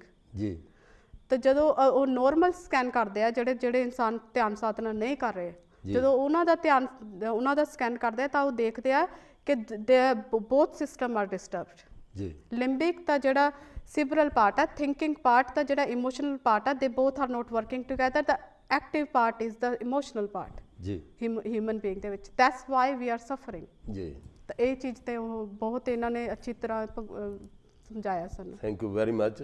ਅੱਛਾ, ਮੇਰਾ ਅਗਲਾ ਸਵਾਲ ਹੈ ਕਿ ਤਥਾਗਤ ਪਵਿੱਤਰ ਜੀਵਨ ਜਿਉਣ ਵਾਸਤੇ ਕੰਮਾਂ ਜਾਣੀ ਕਰਮ ਜਾਂ ਸੰਸਕਾਰ ਨੂੰ ਬਹੁਤ ਮਹੱਤਤਾ ਦਿੰਦੇ ਆ। ਇਸ ਬਾਰੇ ਤੁਸੀਂ ਕੀ ਕਹੋਗੇ? ਕਿਉਂਕਿ ਤਥਾਗਤ ਬੁੱਧ ਜਿਹੜੇ ਆ ਉਹ ਕੰਮਾਂ ਕਰਮ ਜਿਹੜੇ ਸੰਸਕਾਰ ਆ ਇਹਨਾਂ ਨੂੰ ਬਹੁਤ ਮਹੱਤਤਾ ਦਿੰਦੇ ਆ। ਇਹਦੇ ਬਾਰੇ ਤੁਸੀਂ ਕੀ ਕਹੋਗੇ? ਭਗਵਾਨ ਬੁੱਧ ਦੀ ਸਿੱਖਿਆ ਜਿਹੜੀ ਆ ਉਹ ਕਰਮ ਔਰ ਮਨ ਦੋਨਾਂ ਦੇ ਨਾਲ ਜੁੜੀ ਹੋਆ ਜੀ। ਤਾਂ ਜਿਹੜਾ ਭਗਵਾਨ ਬੁੱਧ ਦੀ ਜਦੋਂ ਅਸੀਂ ਪਹਿਲੀ ਦੰਪਤ ਦੀ ਗਾਥਾ ਆਉਂਦੀ ਹੈ ਉਹਦੇ ਵਿੱਚ ਭਗਵਾਨ ਬੁੱਧ ਕਹਿੰਦੇ ਮਨੋ ਉਪਬੰਗਮਾ ਧੰਮਾ ਮਨੋ ਸੇਠਾ ਮਨੋ ਮਇਆ। ਜੀ। ਮਨੋ ਉਪਬੰਗਮਾ ਧੰਮਾ ਮਤਲਬ ਕਿ ਸਾਰੇ ਧਰਮ ਮਨ ਤੋਂ ਉਤਪੰਨ ਹੁੰਦੇ ਆ। ਜੀ। ਧੰਮਾ ਔਰ ਕਰਮ ਇੱਕੋ ਹੀ ਚੀਜ਼ ਆ। ਜੀ। ਅਗਰ ਅਸੀਂ ਧਰਮ ਨੂੰ ਕਰਮ ਤੋਂ ਅਲੱਗ ਕਰ ਦਿੰਦੇ ਆ ਤਾਂ ਧਰਮ ਨਹੀਂ ਰਹਿੰਦਾ। ਜੀ। ਤਾਂ ਇਸ ਲਈ ਉਹਨਾਂ ਨੇ ਕਰਮ ਦਾ ਨਹੀਂ ਇਸਤੇਮਾਲ ਕੀਤਾ, ਉਹ ਧੰਮਾ ਕਹਿੰਦੇ ਆ ਕਿਉਂਕਿ ਤੁਹਾਡਾ ਧੰਮ ਹੈ ਜਿਹੜੇ ਉਤਪੰਨ ਹੋ ਰਹੇ ਜਿਨ੍ਹਾਂ ਨੇ ਤੁਹਾਨੂੰ ਇਸ ਸੰਸਾਰ 'ਚ ਬੰਨਿਆ ਰੱਖਣਾ ਆ ਉਹ ਮਨ ਤੋਂ ਉਤਪੰਨ ਹੁੰਦੇ ਆ। ਤਾਂ ਕਰਮ ਨੂੰ ਵੀ ਸਮਝਣੇ ਦੀ ਬਹੁਤ ਆਵਸ਼ਕਤਾ ਹੈ ਕਿਉਂਕਿ ਲੋਕ ਸੋਚਦੇ ਕਿ ਜਦ ਤੱਕ ਕਿਸੇ ਨੂੰ ਚੰਗੀ ਤਰ੍ਹਾਂ ਕੁੱਟ ਮਾਰ ਨਹੀਂ ਨਾ ਲਿਆ ਤਦ ਤੱਕ ਤੁਹਾਡਾ ਕੋਈ ਕਰਮ ਹੀ ਨਹੀਂ ਬਣਿਆ। ਜੀ। ਇਹ ਸਾਡੇ ਸਮਾਜ ਦੇ ਵਿੱਚ ਕਈ ਵਾਰੀ ਲੋਕ ਸੋਚਦੇ ਹੈ ਕਿ ਮੈਂ ਤਾਂ ਅੱਜ ਤੱਕ ਕਿਸੇ ਨੂੰ ਕੁਝ ਕਿਹਾ ਵੀ ਨਹੀਂ, ਮੈਂ ਤਾਂ ਕਿਸੇ ਨੂੰ ਮਾਰਿਆ ਵੀ ਨਹੀਂ, ਮੈਨੂੰ ਕਿਉਂ ਦੁੱਖ ਭੋਗਣਾ ਪੈ ਰਿਹਾ ਹੈ। ਜੀ। ਤਾਂ ਉਹ ਭਗਵਾਨ ਬੁੱਧ ਤੁਸੀਂ ਸੱਚਾਈਆਂ ਦੱਸ ਰਹੇ ਆ ਸਾਨੂੰ ਕਿ ਉਹ ਕਿਉਂ ਤੁਸੀਂ ਦੁੱਖ ਭੋਗ ਰਹੇ, ਕਿਉਂਕਿ ਜਿਹੜਾ ਕਰਮ ਆ ਉਹ ਤੁਹਾਡੇ ਕਿਉਂਕਿ ਜਿਹੜਾ ਸਰੀਰ ਦਾ ਕਰਮ ਆ, ਜਿਹੜਾ ਵਾਣੀ ਦਾ ਕਰਮ ਆ ਉਹ ਬਾਅਦ ਵਿੱਚੋਂ ਆਉਂਦਾ ਆ। ਜੀ। ਪਹਿਲਾਂ ਮਨ ਤੇ ਕਰਮ ਸ਼ੁਰੂ ਹੋ ਜਾਂਦਾ ਆ। ਤੁਸੀਂ ਜਿਸ ਸਮੇਂ ਮਨ ਦੇ ਵਿੱਚ ਸੋਚ ਲੈ ਕੇ ਆਏ, ਜਿਸ ਇੰਟੈਂਸ਼ਨ ਨਾਲ ਤੁਸੀਂ ਕੋਈ ਕੰਮ ਕਰਦੇ ਆ ਉੱਥੋਂ ਹੀ ਕਰਮ ਸ਼ੁਰੂ ਹੋ ਜਾਂਦਾ ਆ। ਫੋਰ ਐਗਜ਼ਾਮਪਲ ਜਿਹਦਾ ਮਨ ਨਿਰਮਲ ਆ, ਜਿਹਦਾ ਮਨ ਕੋਮਲ ਆ, ਜਿਹਦਾ ਮਨ ਸ਼ਾਂਤ ਆ, ਉਹਦੇ ਮਨ ਦੇ ਵਿੱਚ ਇੱਕ ਵਿਚਾਰ ਆਊਗਾ ਪਹਿਲਾਂ ਮਨ ਦੇ ਵਿੱਚ ਇੱਕ ਵਿਚਾਰ ਆਊਗਾ ਕਿ ਕੋਈ ਦੁਖੀ ਹੈ ਮੈਂ ਉਹਦੀ ਹੈਲਪ ਕਰ ਦੇਵਾਂ। ਜੀ। ਇਹ ਮਨ ਦਾ ਕਰਮ ਅੱਛਾ ਹੋਇਆ, ਫਲਦਾਈ ਹੋਇਆ, ਸੁਖਦਾਈ ਹੋਇਆ। ਫਿਰ ਉਹ ਤੋਂ ਬਾਅਦ ਉਹ ਕਿਸੇ ਦੁਖੀ ਨੂੰ ਜਾ ਕੇ ਉਹਨੂੰ ਪਿਆਰ ਨਾਲ ਗੱਲ ਕਰਦਾ ਆ, ਉਹਨੂੰ ਕੋਮਲ ਬਾਣੀ ਦਾ ਇਸਤੇਮਾਲ ਕਰਦਾ, ਉਹਦੇ ਨਾਲ ਗੱਲ ਕਰਦਾ ਆ। ਇਹ ਬਾਣੀ ਦਾ ਕਰਮ ਨਿਰਮਲ ਹੋਇਆ। ਜੀ। ਇੱਕ ਪਰਿਣਾਮ ਕਿਹਦਾ ਸੀ? ਉਹ ਸੋਚਦਾ ਸੀ ਜਿਹੜਾ ਮਨ ਤੋਂ ਸ਼ੁਰੂ ਹੋਇਆ। ਜੀ। ਇਹ ਉਹਦਾ ਪਰਿਣਾਮ ਹੋਇਆ। ਜੀ। ਫਿਰ ਉਹ ਕਰਮ ਥੋੜਾ ਹੋਰ ਵਧਿਆ, ਵੱਧ ਕੇ ਤੁਸੀਂ ਆਪਣੀ ਕੋਈ ਚੀਜ਼ ਉਹਨੂੰ ਦੇ ਦਿੱਤੀ। ਜੀ। ਕੋਈ ਹੋਰ ਵਸਤੂ ਉਹਨੂੰ ਫੜਾ ਦਿੱਤੀ। ਜੀ। ਤਾਂ ਇਹ ਤੁਹਾਡਾ ਸਰੀਰ ਦਾ ਕਰਮ ਹੋ ਗਿਆ। ਜੀ। ਲੇਕਿਨ ਦੋਨੋਂ ਕਰਮ ਜਿਹੜੇ ਸੀਗੇ ਉਹਨਾਂ ਦੀ ਸ਼ੁਰੂਆਤ ਹੋਈ ਮਨ ਤੋਂ। ਜੀ। ਤਾਂ ਭਗਵਾਨ ਬੁੱਧ ਇਸ ਲਈ ਕਹਿੰਦੇ ਆ ਕਿ ਕਰਮ ਜਿਹੜੇ ਆ ਸਾਡੇ ਉਹ ਮਨ ਤੋਂ ਸ਼ੁਰੂ ਹੁੰਦੇ ਆ। ਇਸੇ ਤਰ੍ਹਾਂ ਜਿਸ ਇਨਸਾਨ ਦਾ ਮਨ ਜਿਹੜਾ ਆ ਕ੍ਰੋਧਿਤ ਆ, ਦੂਸ਼ਿਤ ਮਨ ਆ, ਅਸ਼ਾਂਤ ਮਨ ਆ, ਅਗਰ ਉਹ ਕਿਸੇ ਵਿਅਕਤੀ ਨੂੰ ਦੇਖੂਗਾ ਪਹਿਲਾਂ ਤਾਂ ਇੰਦਰੀ ਦੇਖੂਗੀ ਉਹਨੂੰ, ਫਿਰ ਉਹ ਸੋਚ ਕ੍ਰੀਏਟ ਕਰੂੰਗਾ ਕਿ ਇਹਨੇ ਮੇਰੇ ਨਾਲ ਇੱਦਾਂ ਕੀਤਾ ਸੀ। ਜੀ। ਹੁਣ ਕਿਆ ਹੋਇਆ? ਮਨ ਦਾ ਕਰਮ ਦੂਸ਼ਿਤ ਹੋ ਗਿਆ। ਜੀ।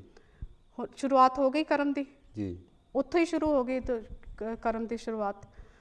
ਅਗਰ ਤਾਂ ਤੁਸੀਂ ਉਸ ਚੀਜ਼ ਨੂੰ ਉੱਥੇ ਛੱਡ ਦਿੰਦੇ ਆ ਤਾਂ ਉਹ ਕਰਮ ਜਿਹੜਾ ਆ ਉਹ ਵੱਧਦਾ ਜੀ। ਨਹੀਂ। ਲੇਕਿਨ ਅਗਰ ਤੁਸੀਂ ਵਧਾਉਂਦੇ ਆ ਉਹਨੂੰ, ਜੀ। ਤੁਸੀਂ ਉਹਨੂੰ ਤੂਲ ਦਿੰਦੇ ਆ, ਤੁਸੀਂ ਉਹਨੂੰ ਬੜਾਵਾ ਦਿੰਦੇ ਆ, ਤਦੋਂ ਮਨ ਕ੍ਰੋਧਿਤ ਹੁੰਦਾ, ਕਿਉਂਕਿ ਹੁਣ emotion part will take over you. ਜੀ। ਹੁਣ emotions will go over, anger will arise and you will start swearing at that person. ਹੁਣ ਤੁਸੀਂ ਗਾਲੀ ਗਲੋਚ ਤੱਕ ਪਹੁੰਚ ਕੇ, ਉਹ ਵਾਣੀ ਦਾ ਕਰਮ ਮੈਲਾ ਹੋਇਆ। ਜੀ। ਉਹ ਤੋਂ ਜ਼ਿਆਦਾ ਹੋਰ ਵਧਿਆ, ਤੁਸੀਂ ਮਾਰਪੀਟ ਸ਼ੁਰੂ ਕਰਤੀ ਤਾਂ ਹੁਣ ਸਰੀਰ ਦਾ ਕਰਮ ਮੈਲਾ ਹੋ ਗਿਆ। ਜੀ। ਲੇਕਿਨ ਉਹਦੀ ਸ਼ੁਰੂਆਤ ਮਨ ਤੋਂ ਸ਼ੁਰੂ ਹੁੰਦੀ ਹੈ। ਤਾਂ ਇਸ ਲਈ ਭਗਵਾਨ ਬੁੱਧ ਨੇ ਸਾਨੂੰ ਸਮਝਾਇਆ ਕਿ ਕਰਮ ਜਿਹੜਾ ਆ ਉਹ ਤੁਹਾਡੇ ਮਨ ਤੋਂ ਹੀ ਸ਼ੁਰੂ ਹੋ ਜਾਂਦਾ ਆ। ਜੀ। ਉਹ ਸਰੀਰ ਦਾ ਕਰਮ ਤਾਂ ਵਾਣੀ ਦਾ ਕਰਮ ਬਾਅਦ ਵਿੱਚੋਂ ਆਉਂਦੇ ਆ, ਪਹਿਲਾਂ ਮਨ ਤੋਂ ਸ਼ੁਰੂ ਹੁੰਦਾ ਹੈ ਕਰਮ। ਜੀ। ਤੇ ਇਹ ਭਗਵਾਨ ਬੁੱਧ ਨੇ ਜਿਹੜੀ ਸਾਨੂੰ ਸਮਝਾਉਂਦੇ ਅੱਛਾ, ਇੱਕ ਪੁਰਾਣੀ ਸੋਚ ਹੈ ਕਿ ਗੈਬੀ ਸ਼ਕਤੀ ਜਾਂ ਪਰਮਾਤਮਾ ਜਾਂ ਅਸੀਂ ਕਹਿ ਦਿੰਦੇ ਹਾਂ ਧਰਮਰਾਜ ਤੁਹਾਡਾ ਲੇਖਾ ਜੋਖਾ ਰੱਖਦਾ। ਇਸ ਬਾਰੇ ਤਥਾਗਤ ਬੁੱਧ ਕੀ ਕਹਿੰਦੇ ਆ? ਜਦੋਂ ਅਸੀਂ ਭਗਵਾਨ ਬੁੱਧ ਦੀ ਟੀਚਿੰਗ ਦੀ ਸਟੱਡੀ ਕਰਦੇ ਹਾਂ ਤਾਂ ਸਾਨੂੰ ਇੱਕ ਚੀਜ਼ ਬਹੁਤ ਸਾਫ਼ ਤਰੀਕੇ ਨਾਲ ਜਿਹੜੀ ਸਮਝ ਆਉਂਦੀ ਆ ਭਗਵਾਨ ਬੁੱਧ ਦੀ। ਅਗਰ ਅਸੀਂ ਧਿਆਨ ਸਾਧਨਾ ਕਰਦੇ ਹਾਂ, ਕਿਉਂਕਿ ਹੁਣ ਜਿੱਦਾਂ ਅਸੀਂ ਸਮਝਿਆ ਕਿ ਇੱਕ ਥਿੰਕਿੰਗ ਪਾਰਟ ਹੈ ਤਾਂ ਇੱਕ ਹੈਗਾ ਆ ਲਿੰਬਿਕ ਪਾਰਟ, ਇਮੋਸ਼ਨਲ ਪਾਰਟ ਆ ਜੀ। ਤਾਂ ਅਸੀਂ ਜਿਹੜਾ ਆ ਅਸੀਂ ਮਿਡਲ ਪਾਥ, ਭਗਵਾਨ ਬੁੱਧ ਮਿਡਲ ਪਾਥ ਦੀ ਗੱਲ ਕਰਦੇ, ਵਿਚ ਇਜ਼ ਨਿਊਟਰਲ ਪਾਥ। ਜੀ। ਕਿ ਤੁਸੀਂ ਨਾ ਤਾਂ ਤੁਸੀਂ ਬੁਰਾਈ ਦੀ ਤਰਫ ਜਾਣਾ ਆ, ਨਾ ਤਾਂ ਤੁਸੀਂ ਬਹੁਤ ਜ਼ਿਆਦਾ ਰਾਗ ਦੀ ਤਰਫ ਜਾਣਾ ਆ, ਤੁਸੀਂ ਮੱਧਮ ਮਾਰਗ ਅਪਣਾਉਣਾ ਆ। ਜੀ। ਹੁਣ ਜਦੋਂ ਅਸੀਂ ਮੱਧਮ ਮਾਰਗ ਦੀ ਤਰਫ ਜਾਂਦੇ ਆ ਤਾਂ ਇੱਕ ਚੀਜ਼ ਬਹੁਤ ਅੱਛੀ ਤਰ੍ਹਾਂ ਜਿਹੜੀ ਉੱਭਰ ਕੇ ਆਉਂਦੀ ਹੈ ਕਿ there is you note creating anything. ਜੀ। ਭਗਵਾਨ ਬੁੱਧ ਤੁਹਾਨੂੰ ਉਸ ਰਾਸਤੇ 'ਚ ਲਗਾ ਰਹੇ ਜਿੱਥੇ ਯੂ ਡੋਂਟ ਕ੍ਰੀਏਟ ਐਨੀਥਿੰਗ। ਤਾਂ ਇਸ ਲਈ ਕ੍ਰੀਏਟਰ ਦਾ ਤਾਂ ਕੋਈ ਸਥਾਨ ਹੈ ਹੀ ਨਹੀਂ। ਜੀ। ਕਿ ਸਾਨੂੰ ਕਿਸੇ ਕ੍ਰੀਏਟਰ ਕੋਈ ਹੈਗਾ ਆ ਤੁਹਾਡਾ, ਉਹਦਾ ਕੋਈ ਸਥਾਨ ਭਗਵਾਨ ਬੁੱਧ ਦੀ ਟੀਚਿੰਗ 'ਚ ਹੈ ਨਹੀਂਗਾ। ਜੀ। ਕਿ ਕੋਈ ਅਦ੍ਰਿਸ਼ ਸ਼ਕਤੀ ਨੇ ਤੁਹਾਨੂੰ ਜਨਮ ਦਿੱਤਾ ਆ ਜਾਂ ਉਹਦੇ ਕਰਕੇ ਤੁਸੀਂ ਦੁੱਖ ਭੋਗ ਰਹੇ ਆ ਤਾਂ ਉਹਦਾ ਤਾਂ ਸਥਾਨ ਆਉਂਦਾ ਹੀ ਨਹੀਂ। ਫਿਰ ਇੱਕ ਹੋਰ ਜਿਹੜੀ ਚੀਜ਼ ਸਾਨੂੰ ਬਹੁਤ ਅੱਛੀ ਤਰ੍ਹਾਂ ਭਗਵਾਨ ਬੁੱਧ ਦੀ ਸਿੱਖਿਆ ਨਾਲ ਸਮਝ ਆਉਂਦੀ ਆ, ਭਗਵਾਨ ਬੁੱਧ ਮਨ ਨੂੰ ਬਹੁਤ ਮਹੱਤਵ ਦਿੰਦੇ ਆ, ਮਨੋਪਭੰਗਮਾ ਧੰਮਾ। ਹੁਣ ਜਦੋਂ ਤੁਸੀਂ ਭਗਵਾਨ ਦੇ ਬਾਰੇ 'ਚ ਸੋਚਦੇ ਆ, ਜੀ, who is creating that thought? Your own mind. ਜੀ। So who is creating the god? Your mind. ਤਾਂ ਉਹ ਵੀ ਬਹੁਤ ਅੱਛੀ ਤਰ੍ਹਾਂ ਸਮਝ 'ਚ ਆਉਂਦੀ ਹੈ ਕਿ ਮਨੋਪਭੰਗਮਾ ਧੰਮਾ, ਇਹ ਸਾਰਿਆਂ ਦੇ ਕ੍ਰੀਏਟਰ ਸਾਡਾ ਆਪਣਾ ਮਨ ਹੀ ਆ। ਇਹੀ ਚੀਜ਼ ਭਗਵਾਨ ਬੁੱਧ ਨੇ ਸਿਖਾਈ ਸਾਨੂੰ। ਇਹੀ ਚੀਜ਼ ਉਹ ਸਮਝਾਉਂਦੇ ਆ ਕਿ ਜਿਹੜਾ ਭਗਵਾਨ ਤੁਸੀਂ ਕਰਦੇ ਆ, it's a creator of your own mind. ਹੁਣ ਜੋ ਇਨਸਾਨ ਇਹ ਸੋਚਦਾ ਕਿ ਭਗਵਾਨ ਹੈ, ਉਹਦਾ ਵੀ ਮਾਈਂਡ ਨੇ ਕ੍ਰੀਏਟ ਕੀਤਾ। ਔਰ ਜਿਹੜਾ ਇਨਸਾਨ ਨਹੀਂ ਸੋਚਦਾ, ਜਿਹੜਾ ਸੋਚਦਾ ਭਗਵਾਨ ਨਹੀਂ ਆ, who is creating that thought? His own mind. ਤਾਂ ਉਹ ਵੀ ਮਾਈਂਡ ਨੇ ਕ੍ਰੀਏਟ ਕੀਤਾ। ਤਾਂ ਇਸ ਲਈ ਭਗਵਾਨ ਬੁੱਧ ਦੀ ਸਿੱਖਿਆ ਜਿਹੜੀ ਆ ਮਨ ਨੂੰ ਪ੍ਰਮੁੱਖਤਾ ਦਿੰਦੀ ਆ। ਮਨੋਪਭੰਗਮਾ ਧੰਮਾ, ਮਨੋ ਸੇਠਾ ਮਨੋਮਇਆ। ਸਭ ਤੋਂ ਜ਼ਿਆਦਾ ਜਿਹੜਾ ਸਥਾਨ ਆਉਂਦਾ ਉਹ ਮਨ ਦਾ ਹੀ ਆਉਂਦਾ ਆ, ਕਿਉਂਕਿ ਆਹ ਜਿਹੜੇ ਇੰਦਰੀਆਂ ਦਾ ਜਿਹੜਾ ਖੇਤਰ ਹੈ ਇਹ ਸਾਰਾ ਮਨ ਦੁਆਰਾ ਚੱਲ ਰਿਹਾ ਹੈ। ਹੋਰ ਜੋ ਕੁਝ ਵੀ ਤੁਸੀਂ ਸਮਝ ਰਹੇ ਆ ਉਹ ਤੁਹਾਡਾ ਮਨ ਹੀ ਚਲਾ ਰਿਹਾ ਹੈ ਜੀ। ਤਾਂ ਇਸ ਲਈ ਜੋ ਕੁਝ ਵੀ ਕ੍ਰੀਏਟ ਹੋਇਆ ਉਹ ਤੁਹਾਡੇ ਮਨ ਨੇ ਕ੍ਰੀਏਟ ਕੀਤਾ। ਇਸ ਲਈ ਭਗਵਾਨ ਸਮਝਾਉਂਦੇ ਸਾਨੂੰ ਕਿ ਜੋ ਇਨਸਾਨ ਵਿਸ਼ਵਾਸ ਕਰਦਾ ਹੈ ਭਗਵਾਨ ਦੇ ਵਿੱਚ, ਅਦ੍ਰਿਸ਼ ਸ਼ਕਤੀ ਤੁਹਾਡਾ ਲੇਖਾ ਜੋਖਾ ਰੱਖਦੀ ਆ, ਉਹ ਵੀ ਉਸੇ ਤਰ੍ਹਾਂ ਦੁੱਖ ਭੋਗਦੇ ਆ ਜੀ। ਇਹ ਭਗਵਾਨ ਬੁੱਧ ਦੀ ਕਈ ਉਹ ਗੱਲ ਨਹੀਂ ਹੈ, ਸਾਡੇ ਸਾਹਮਣੇ ਉਦਾਹਰਣ ਆ ਜੀ। ਸਾਰਾ ਸਮਾਜ ਸਾਡੇ ਸਾਹਮਣੇ ਧਾਰਨਾ, ਕਿਉਂਕਿ ਸਾਡੇ ਸਮਾਜ ਦੇ ਵਿੱਚ ਬਹੁਤ ਲੋਕ ਜਿਹੜੇ ਆ ਭਗਵਾਨ 'ਚ ਵਿਸ਼ਵਾਸ ਰੱਖਣੇ ਵਾਲੇ ਵੀ ਆ, ਜਿਹੜੇ ਨਹੀਂ ਰੱਖਦੇ ਉਹਨਾਂ ਦਾ ਵੀ ਉਦਾਹਰਣ ਆ। ਸਾਰੇ ਜਨਮ, ਦੋ ਬਿਮਾਰੀਆਂ, ਬੁਢਾਪੇ ਹੋਰ ਮ੍ਰਿਤਿੂ ਤੋਂ ਸਾਰੇ ਗੁਜ਼ਰਦੇ ਆ ਜੀ। ਤਾਂ ਇਸ ਲਈ ਭਗਵਾਨ ਬੁੱਧ ਇਹਨਾਂ ਦੀ ਗੱਲਾਂ ਦੇ ਵਿੱਚ ਉਹਨਾਂ ਨੇ ਜ਼ਿਆਦਾ ਧਿਆਨ ਨਹੀਂ ਸਾਨੂੰ ਦੇਣੇ ਲਈ ਕਿਹਾ। ਕਿ ਉਹਨਾਂ ਨੇ ਕਿਹਾ ਕਿ ਕਦੀ ਵੀ ਇੱਦਾਂ ਵਿਸ਼ਵਾਸ ਨਾ ਕਰਿਓ ਕਿ ਤੁਹਾਨੂੰ ਕੋਈ ਭਗਵਾਨ ਆ ਕੇ ਤੁਹਾਨੂੰ ਸਾਰੇ ਦੁੱਖਾਂ ਤੋਂ ਦੂਰ ਕਰੂੰਗਾ ਕਦੀ ਜੀ, ਔਰ ਤੁਹਾਨੂੰ ਕੋਈ ਸੁਰੱਖਿਆ ਪ੍ਰਦਾਨ ਕਰੂੰਗਾ। ਇਹ ਭਗਵਾਨ ਬੁੱਧ ਕਹਿੰਦੇ ਇਹ ਤੁਹਾਡਾ ਮਾਈਂਡ ਜਿਹੜਾ ਹੈ ਤੁਹਾਨੂੰ ਬਹਿਕਾਵੇ ਦੇ ਵਿੱਚ ਲੈ ਕੇ ਆਉਂਦਾ ਆ। ਇਸ ਲਈ ਇੱਦਾਂ ਦੀਆਂ ਸੋਚਾਂ ਤੋਂ ਭਗਵਾਨ ਬੁੱਧ ਨੇ ਕਿਹਾ ਕਿ ਬਿਲਕੁਲ ਨਹੀਂ ਆਉਣ ਦੇਣੀ ਆਪਣੇ ਮਾਈਂਡ ਦੇ ਵਿੱਚ, ਕਿਉਂਕਿ ਇਹ ਸਾਰਾ ਕੁਝ ਮਾਈਂਡ ਕ੍ਰੀਏਟ ਕਰ ਰਿਹਾ ਹੈ ਜੀ। ਤਾਂ ਇਸ ਲਈ ਸਾਡੇ ਭਗਵਾਨ ਬੁੱਧ ਦੀ ਸਿੱਖਿਆ ਦੇ ਵਿੱਚ ਇੱਦਾਂ ਦਾ ਕੁਝ ਨਹੀਂ ਆ ਕਿ ਕੋਈ ਲੇਖਾ ਜੋਖਾ ਰੱਖਦਾ ਆ ਤੁਹਾਡਾ। ਅੰਜਨਾ ਜੀ ਤੁਹਾਡਾ ਬਹੁਤ ਬਹੁਤ ਧੰਨਵਾਦ ਆ। ਰੇਖਾ ਜੀ, ਅਸੀਂ ਤਥਾਗਤ ਬੁੱਧ ਦੀ ਜੀਵਨੀ ਜਿਹੜੀ ਆ ਉਹ ਸ਼ੁਰੂ ਕੀਤੀ ਹੋਈ ਆ, ਜਿਹਦੇ ਵਿੱਚ ਦੇਵਲਾਲ ਸੁਮਨ ਜੀ ਉਹ ਉਸ ਨੂੰ ਲੜੀ ਨੂੰ ਅੱਗੇ ਤੋਰ ਰਹੇ ਆ, ਜਿਸ ਦੇ ਵਿੱਚ ਅਸੀਂ ਇੱਥੋਂ ਤੱਕ ਪਹੁੰਚੇ ਹਾਂ ਕਿ ਤਥਾਗਤ ਬੁੱਧ ਨੇ ਆਪਣਾ ਰਾਜ ਭਾਗ ਛੱਡ ਕੇ ਉਸ ਤੋਂ ਬਾਅਦ ਤਪੱਸਿਆ ਕੀਤੀ। ਉਸ ਤੋਂ ਬਾਅਦ ਉਹਨਾਂ ਨੇ ਸੱਚ ਦੀ ਖੋਜ ਜਿਹੜੀ ਟੋਲਦੇ ਸੀ ਉਹਨਾਂ ਨੇ ਉਹ ਲੱਭ ਲਈ। ਖੋਜ ਕਰਨ ਤੋਂ ਬਾਅਦ ਉਹਨਾਂ ਨੇ ਫਿਰ ਇਹ ਡਿਸਾਈਡ ਕੀਤਾ ਕਿ ਮੈਂ ਜਿਹੜੀ ਇਹ ਦੁੱਖਾਂ ਦੀ ਦਵਾਈ ਟੋਲੀ ਆ ਇਹ ਮੈਂ ਆਪਣੇ ਸਮਾਜ ਦੇ ਵਿੱਚ ਵੰਡਾਂ। ਉਸ ਨੂੰ ਵੰਡਣ ਵਾਸਤੇ ਫਿਰ ਉਹਨਾਂ ਨੇ ਆਪਣਾ ਸੰਘ ਬਣਾਇਆ ਔਰ ਸੰਘ ਬਣਾ ਕੇ ਉਹਨੇ ਪ੍ਰਚਾਰ ਸ਼ੁਰੂ ਕੀਤਾ। ਇਹ ਤਾਂ ਇਸ ਕਹਾਣੀ ਨੂੰ ਮੈਂ ਦੇਵਲਾਲ ਸੁਮਨ ਜੀ ਦੇ ਨਾਲ ਹੀ ਚਾਲੂ ਰੱਖਾਂਗਾ। ਉਹਨਾਂ ਨੇ ਤਥਾਗਤ ਬੁੱਧ ਨੇ ਜੋ ਦੀਕਸ਼ਾਵਾਂ ਦਿੱਤੀਆਂ, ਸਾਡੀ ਜਿਹੜੀ ਕਹਾਣੀ ਆ ਉਹ ਜੋ ਤਥਾਗਤ ਬੁੱਧ ਦੀਕਸ਼ਾ ਦਿੰਦੇ ਆ ਉੱਥੇ ਤੱਕ ਜਾ ਰਹੀ ਆ। ਉਹਨਾਂ ਨੇ ਜਿਹੜੀ ਦੀਕਸ਼ਾ ਦਿੱਤੀ ਆ ਉਸ ਦੀਕਸ਼ਾ ਦੇ ਵਿੱਚ ਗ੍ਰਸਤੀ ਲੋਕ ਵੀ ਹਨ ਅਤੇ ਭਿੱਖੂ ਵੀ ਹਨ। ਭਿੱਖੂਆਂ ਦੀ ਔਰ ਗ੍ਰਸਤੀਆਂ ਦੀ ਜੋ ਦੀਕਸ਼ਾ ਹੈ ਇਹਦੇ ਵਿੱਚ ਕੀ ਅੰਤਰ ਆ, ਇਹਦੇ ਬਾਰੇ ਤੁਸੀਂ ਸਾਡੇ ਦਰਸ਼ਕਾਂ ਨੂੰ ਦੱਸੋਗੇ? ਇਹ ਤੁਹਾਡਾ ਬਹੁਤ ਹੀ ਮਹੱਤਵਪੂਰਨ ਸਵਾਲ ਹੈ ਔਰ ਬਹੁਤ ਹੀ ਇਸ ਦਾ ਮਹੱਤਵ ਹੈ ਸਾਡੇ ਜੀਵਨ ਦੇ ਵਿੱਚ। ਜਿਸ ਧਰਮ ਦੇ ਵਿੱਚ ਅਸੀਂ ਚੱਲ ਰਹੇ ਹਾਂ, ਬੁੱਧ ਧਰਮ ਜਿਹੜਾ ਉੱਤਮ ਧਰਮ ਹੈਗਾ ਜੀ, ਉਹਦੇ ਵਿੱਚ ਅਸੀਂ ਆਮ ਵਿਅਕਤੀ ਜਿਹੜਾ ਹੈ ਉਸ ਨੂੰ ਵੀ ਅਸੀਂ ਦੀਕਸ਼ਾ ਲੈਂਦੇ ਹਾਂ ਅਤੇ ਸਾਡੇ ਭਿਕਸ਼ੂ ਸੰਘ ਜਿਹੜੇ ਹਨ ਜੀ, ਉਹ ਦੀਕਸ਼ਾ। ਪਰ ਭਿਕਸ਼ੂ ਸੰਘ ਜਿਹੜਾ ਹੈ ਉਹ 2500 ਸਾਲ ਪਹਿਲਾਂ ਜੋ ਬੁੱਧ ਸਾਨੂੰ ਦੱਸ ਰਹੇ ਸਨ, ਜਿਹੜਾ ਉਹਨਾਂ ਨੂੰ ਗਿਆਨ ਦੇ ਕੇ ਗਏ ਹਨ ਜੀ, ਤੇ ਉਹ ਬੜੇ ਹੀ ਸੁਚੱਜੇ ਢੰਗ ਨਾਲ ਉਸ ਨੂੰ ਗ੍ਰਹਿਣ ਕਰਕੇ ਉਹ ਸਾਡੇ ਤੱਕ ਪਹੁੰਚਾਉਣ ਦੀ ਇੱਕ ਜ਼ਿੰਮੇਵਾਰੀ ਨਿਭਾ ਰਹੇ ਹਨ ਜੀ, ਤੇ ਉਹਨਾਂ ਦਾ ਮਹੱਤਵ ਵੀ ਜਿਹੜਾ ਉਹ ਬਹੁਤ ਸਾਡੇ ਲਈ ਰੱਖਦਾ ਆ ਜੀ। ਪਰ ਇਹਨਾਂ ਦੋਨਾਂ ਦੇ ਵਿੱਚ ਜਿਹੜੀ ਇੱਕ ਕੜੀ ਆ ਸਾਡੇ ਵਿੱਚ, ਧਰਮ ਦੇ ਵਿੱਚ ਤੇ ਆਮ ਵਿਅਕਤੀ ਦੇ ਵਿੱਚ ਤੇ ਭਿਕਸ਼ੂ ਸੰਘ ਦੇ ਵਿੱਚ, ਉਹ ਇੱਕ ਕੜੀ ਦੀ ਤਰ੍ਹਾਂ ਅਸੀਂ ਕੰਮ ਕਰ ਸਕਦੇ। ਉਸ ਧੰਮ ਤੱਕ ਪਹੁੰਚਾਉਣ ਨੂੰ ਜਿਹੜਾ ਭਿੱਖੂ ਸੰਘ ਆ ਉਸ ਇੰਪੋਰਟੈਂਟ ਰੋਲ ਅਦਾ ਕਰਦਾ ਜੀ। ਜਿਸ ਤਰ੍ਹਾਂ ਅਸੀਂ ਆਮ ਜੀਵਨ ਵਿੱਚ ਅਸੀਂ ਦੀਕਸ਼ਾ ਲੈਂਦੇ ਹਾਂ ਤੇ ਸਾਨੂੰ ਦੀਕਸ਼ਾ ਦੇ ਵਿੱਚ ਸਾਨੂੰ ਦਿੱਤੇ ਜਾਂਦੇ ਸ਼ੀਲ, 5 ਸ਼ੀਲ ਬੁੱਧਾ ਵੱਲੋਂ ਦਿੱਤੇ ਗਏ। ਜੀ। ਬਾਬਾ ਸਾਹਿਬ ਦੀ ਦੀਕਸ਼ਾ ਨੇ ਉਹਨਾਂ ਨੇ ਸਾਨੂੰ ਫਿਰ 32 ਜੜੀਆਂ ਦਿੱਤੀਆਂ। ਪਰ ਜਦੋਂ ਬੁੱਧਾ ਨੇ ਉਹਨਾਂ ਨੂੰ ਭਿਕਸ਼ੂਆਂ ਨੂੰ ਦਿੱਤੇ, ਉਹਨਾਂ ਨੇ ਭਿਕਸ਼ੂਆਂ ਨੂੰ 22 ਦਿੱਤੀਆਂ ਉਹਨਾਂ ਨੇ, ਬਾਬਾ ਸਾਹਿਬ ਨੇ। ਪਰ ਜਦੋਂ ਬੁੱਧਾ ਨੇ ਭਿਕਸ਼ੂ ਬਣਾਏ ਆਪਣੇ, ਉਹਨਾਂ ਨੂੰ 227 ਸ਼ੀਲ ਦਿੱਤੇ ਭਿਕਸ਼ੂਆਂ ਨੂੰ, ਤੇ ਉਹਨਾਂ ਨੇ ਜਦੋਂ ਭਿਕਸ਼ੂਆਂ ਬਣਾਈਆਂ ਉਹਨਾਂ ਨੂੰ 311 ਸ਼ੀਲ ਦਿੱਤੇ। ਇਸਤਰੀਆਂ ਭਿਕਸ਼ੂ ਜਿਹੜੀਆਂ ਬਣੀਆਂ ਤੇ ਉਹਨਾਂ ਨੇ ਬਹੁਤ ਹੀ ਸੁਚੱਜੇ ਢੰਗ ਦੇ ਨਾਲ ਇਹ ਨਿਯਮਤ ਕੀਤਾ ਸੀਗਾ ਕਿ ਭਿਕਸ਼ੂਆਂ ਨੂੰ ਤੇ ਭਿਕਸ਼ੁਣੀਆਂ ਨੂੰ ਕਿੰਨੇ ਸ਼ੀਲ ਦਿੱਤੇ, ਕਿਉਂਕਿ ਉਸ ਟਾਈਮ ਦੀ ਜਿਹੜੀ ਸਥਿਤੀ ਸੀਗੀ ਜਦੋਂ ਭਿਕਸ਼ੂ ਬਣੇ, ਇੱਕ ਕੋਡ ਆਫ ਕੰਡਕਟ ਬਣਾ ਦਿੱਤਾ ਉਹਨਾਂ ਨੇ। ਕੰਡਕਟ ਬਣਾਇਆ ਬਹੁਤ ਹੀ ਦੂਰ ਉਹ ਜਦੋਂ ਪਹੁੰਚ ਚੁੱਕੇ ਸੀ, ਸਰਬਤ ਹੋ ਚੁੱਕੇ, ਤਾਂ ਉਹਨਾਂ ਨੂੰ ਇਸ ਮਹਿਸੂਸ ਹੋਇਆ ਸੀਗਾ ਕਿ ਇਹਨਾਂ ਚੀਜ਼ਾਂ ਦੀ ਇਹਨਾਂ ਨੂੰ ਜ਼ਰੂਰਤ ਆ ਤੇ ਇਸ ਨਾਲ ਇਸ ਧਰਮ ਨੂੰ ਇਹ ਦੁਨੀਆ ਦੇ ਵਿੱਚ ਜਿੰਦਾ ਰੱਖਣਗੇ। ਤੇ ਉਹ ਭਿਕਸ਼ੂਆਂ ਨੇ ਉਸ ਟਾਈਮ 211 ਸ਼ੀਲਾਂ ਤੋਂ ਜੋ ਉਹਨਾਂ ਨੇ 227 ਸ਼ੀਲ ਜਿਹੜੇ ਭਿਕਸ਼ੂਆਂ ਨੂੰ ਦਿੱਤੇ, ਤਾਂ ਉਹ ਬਹੁਤ ਹੀ ਵੱਡਾ ਤੇ ਮਹੱਤਵਪੂਰਨ, ਉਹਨਾਂ ਨੂੰ ਬਹੁਤ ਵੱਡੇ ਲੱਗਦੇ ਸੀ, ਬਹੁਤ ਲੈਂਥ ਉਹਨਾਂ ਦੀ ਲੱਗਦੀ ਸੀ।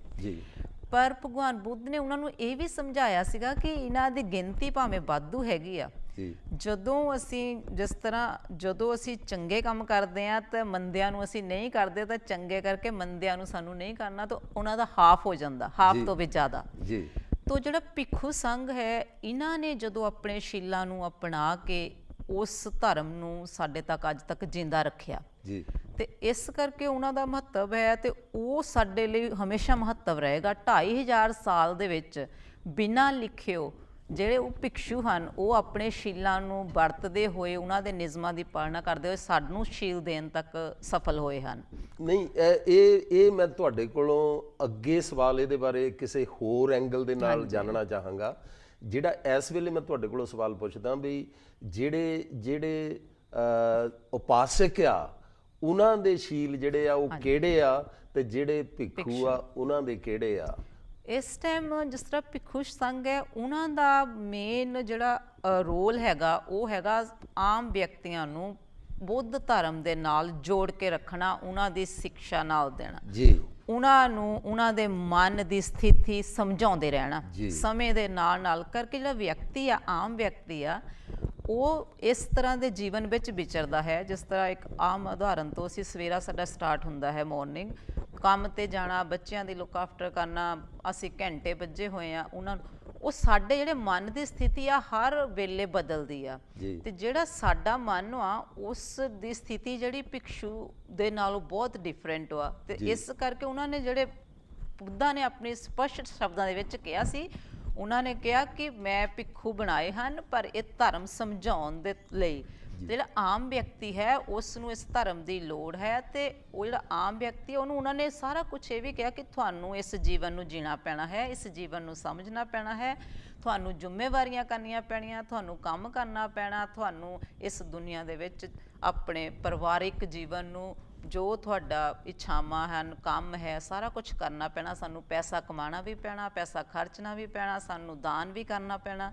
ਤਾਂ ਇਸ ਤਰ੍ਹਾਂ ਇਹ ਜਿਹੜੇ ਸ਼ੀਲ ਆ, ਆਮ ਵਿਅਕਤੀ ਜਿਹੜਾ ਉਹ ਸ਼ੀਲਾਂ ਦੇ ਵਿੱਚ ਰਹਿ ਕੇ ਵੀ ਇੱਕ ਦੁਨੀਆਦਾਰੀ ਦੇ ਵਿੱਚ ਰਹਿੰਦਾ ਹੋਇਆ, ਫਿਰ ਅਸੀਂ ਸਾਡੀ ਜਦੋਂ ਜ਼ਰੂਰਤ ਬਣਦੀ, ਜਦੋਂ ਸੋਚਦੇ ਭਿਕਸ਼ੂ ਜਿਹੜੇ ਉਹਨਾਂ ਨੂੰ ਹੈਗਾ ਕਿ ਉਹਨਾਂ ਨੇ ਧਰਮ ਦੇਣਾ, ਤੇ ਸਾਡਾ ਵਿਸ਼ਾ ਬਣ ਜਾਂਦਾ ਉਹਨਾਂ ਦਾ ਧਰਮ ਸੁਣਨਾ, ਸਿੱਖਣਾ। ਭਿਕਸ਼ੂ ਦਾਨ ਦਿੰਦੇ ਹਨ ਧਰਮ ਦਾ, ਉਹ ਆਮ ਵਿਅਕਤੀ ਨੂੰ ਧਰਮ ਪ੍ਰਚਾਰ ਦਿੰਦੇ, ਤੇ ਅਸੀਂ ਭਿਕਸ਼ੂ ਸੰਘ ਨੂੰ ਜਦੋਂ ਫੂਡ ਉਹਨਾਂ ਨੂੰ ਦਿੰਦੇ ਹਾਂ ਤੇ ਉਹ ਸਾਡਾ ਦਾਨ ਦਕਸ਼ਨਾ ਹੋ ਗਈ। ਤਾਂ ਇਸ ਤਰ੍ਹਾਂ ਜਿਹੜੇ ਸ਼ੀਲ ਇਹ ਬੈਲੈਂਸ ਕਰਦੇ ਆ, ਤੇ ਜਿਹੜੇ ਵਿਅਕਤੀ ਹੈ ਉਹਨੂੰ ਆਮ ਜੀਵਨ ਦੇ ਸਾਰੇ ਕੰਮ ਕਰਦੇ ਹੋਏ ਵੀ ਉਹਨਾਂ ਸ਼ੀਲਾਂ ਦੇ ਵਿੱਚ ਰਹਿੰਦੇ ਹੋਏ, ਤੇ ਸਾਨੂੰ ਜਦੋਂ ਸਾਡਾ ਮਨ ਜਿਹੜਾ ਉਹਦੀਆਂ ਸਥਿਤੀਆਂ ਬਹੁਤ ਬਣ ਜਾਂਦੀਆਂ, ਤੇ ਸਾਨੂੰ ਉਸ ਟਾਈਮ ਭਿੱਖੂ ਸੰਘ ਦੀ ਲੋੜ ਪੈਂਦੀ ਆ, ਤੇ ਉਹ ਸਾਡਾ ਮਾਰਗਦਰਸ਼ਨ ਕਰਦੇ ਆ ਸਾਡੇ ਮਨ ਨੂੰ ਕਾਬੂ ਦੇ ਵਿੱਚ ਰੱਖਣ ਦੇ ਲਈ ਜੀ। ਤੇ ਇਹ ਜਿਹੜੇ ਸ਼ੀਲਾਂ ਦੇ ਵਿੱਚ ਸਾਡੇ ਇੰਨਾ ਫਰਕ ਹੈ ਕਿ ਉਹਨਾਂ ਦੇ ਵਿੱਚ ਦੁਨਿਆਵੀ ਜ਼ਿੰਮੇਵਾਰੀਆਂ ਨਹੀਂ ਹੁੰਦੀਆਂ, ਤੇ ਸਾਡੇ ਵਿੱਚ ਦੁਨਿਆਵੀ ਜ਼ਿੰਮੇਵਾਰੀਆਂ ਹੈਗੀਆਂ ਜੀ। ਤੇ ਉਹਨਾਂ ਦੇ ਵਿੱਚ ਜ਼ਿੰਮੇਵਾਰੀ ਹੈ ਧਰਮ ਨੂੰ ਸਮਝਾਉਣ ਦੀ, ਤੇ ਸਾਨੂੰ ਜਿਹੜਾ ਸਾਡਾ ਆਪਣਾ ਸਮਾਜ ਆ ਧਰਮ ਦੇ ਵਿੱਚ ਰਹਿ ਕੇ ਉਸ ਸਮਾਜਿਕ ਜ਼ਿੰਮੇਵਾਰੀਆਂ ਨੂੰ ਨਿਭਾਉਣਾ ਪੈਂਦਾ ਆ ਜੀ। ਤੇ ਜਿਹੜੇ ਭਿੱਖੂ ਸੰਘ ਆ ਉਹ ਸਾਨੂੰ ਦੱਸਦੇ ਆ ਕਿ ਚੰਗਾ ਤੇ ਮਾੜਾ ਕੀ ਆ, ਤੇ ਅਸੀਂ ਉਸ ਸਿੱਖ ਨੂੰ, ਅਸੀਂ ਸਾਡਾ ਸ਼ੀਲ ਬਣ ਜਾਂਦਾ ਉਸ ਨੂੰ ਚੰਗੇ ਨੂੰ ਕਰਨਾ ਤੇ ਮਾੜੇ ਨੂੰ ਨਹੀਂ ਕਰਨਾ ਜੀ। ਤੇ ਇਸ ਤਰ੍ਹਾਂ ਦਾ ਇਹ ਜਿਹੜੀਆਂ ਚੀਜ਼ਾਂ ਸਾਡੇ ਬੁੱਧ ਨੇ ਸਾਨੂੰ ਜਿਹੜੇ ਸ਼ੀਲਾਂ ਦੇ ਵਿੱਚ ਦੱਸੀਆਂ ਹਨ, ਤੇ ਸਾਡੇ ਅਸੀਂ ਪੰਜ ਸ਼ੀਲ ਜਦੋਂ ਕਰਦੇ ਹਾਂ ਕਿ ਅਸੀਂ ਬੁੱਧਾ ਦੇ ਅੱਗੇ ਉਹਨਾਂ ਦੇ ਪ੍ਰਣ ਕਰਦੇ ਹਾਂ, ਜਦੋਂ ਅਸੀਂ ਸਿਰ ਨਿਵਾਉਂਦੇ ਹਾਂ ਕਿ ਅਸੀਂ ਸੱਚ ਦੇ ਅੱਗੇ ਝੁਕਦੇ ਹਾਂ, ਸੱਚ ਦੇ ਸਾਥ ਦੇਵਾਂਗੇ, ਸੱਚ ਦੇ ਲਈ ਅਸੀਂ ਕਰਨਾ ਹੈ।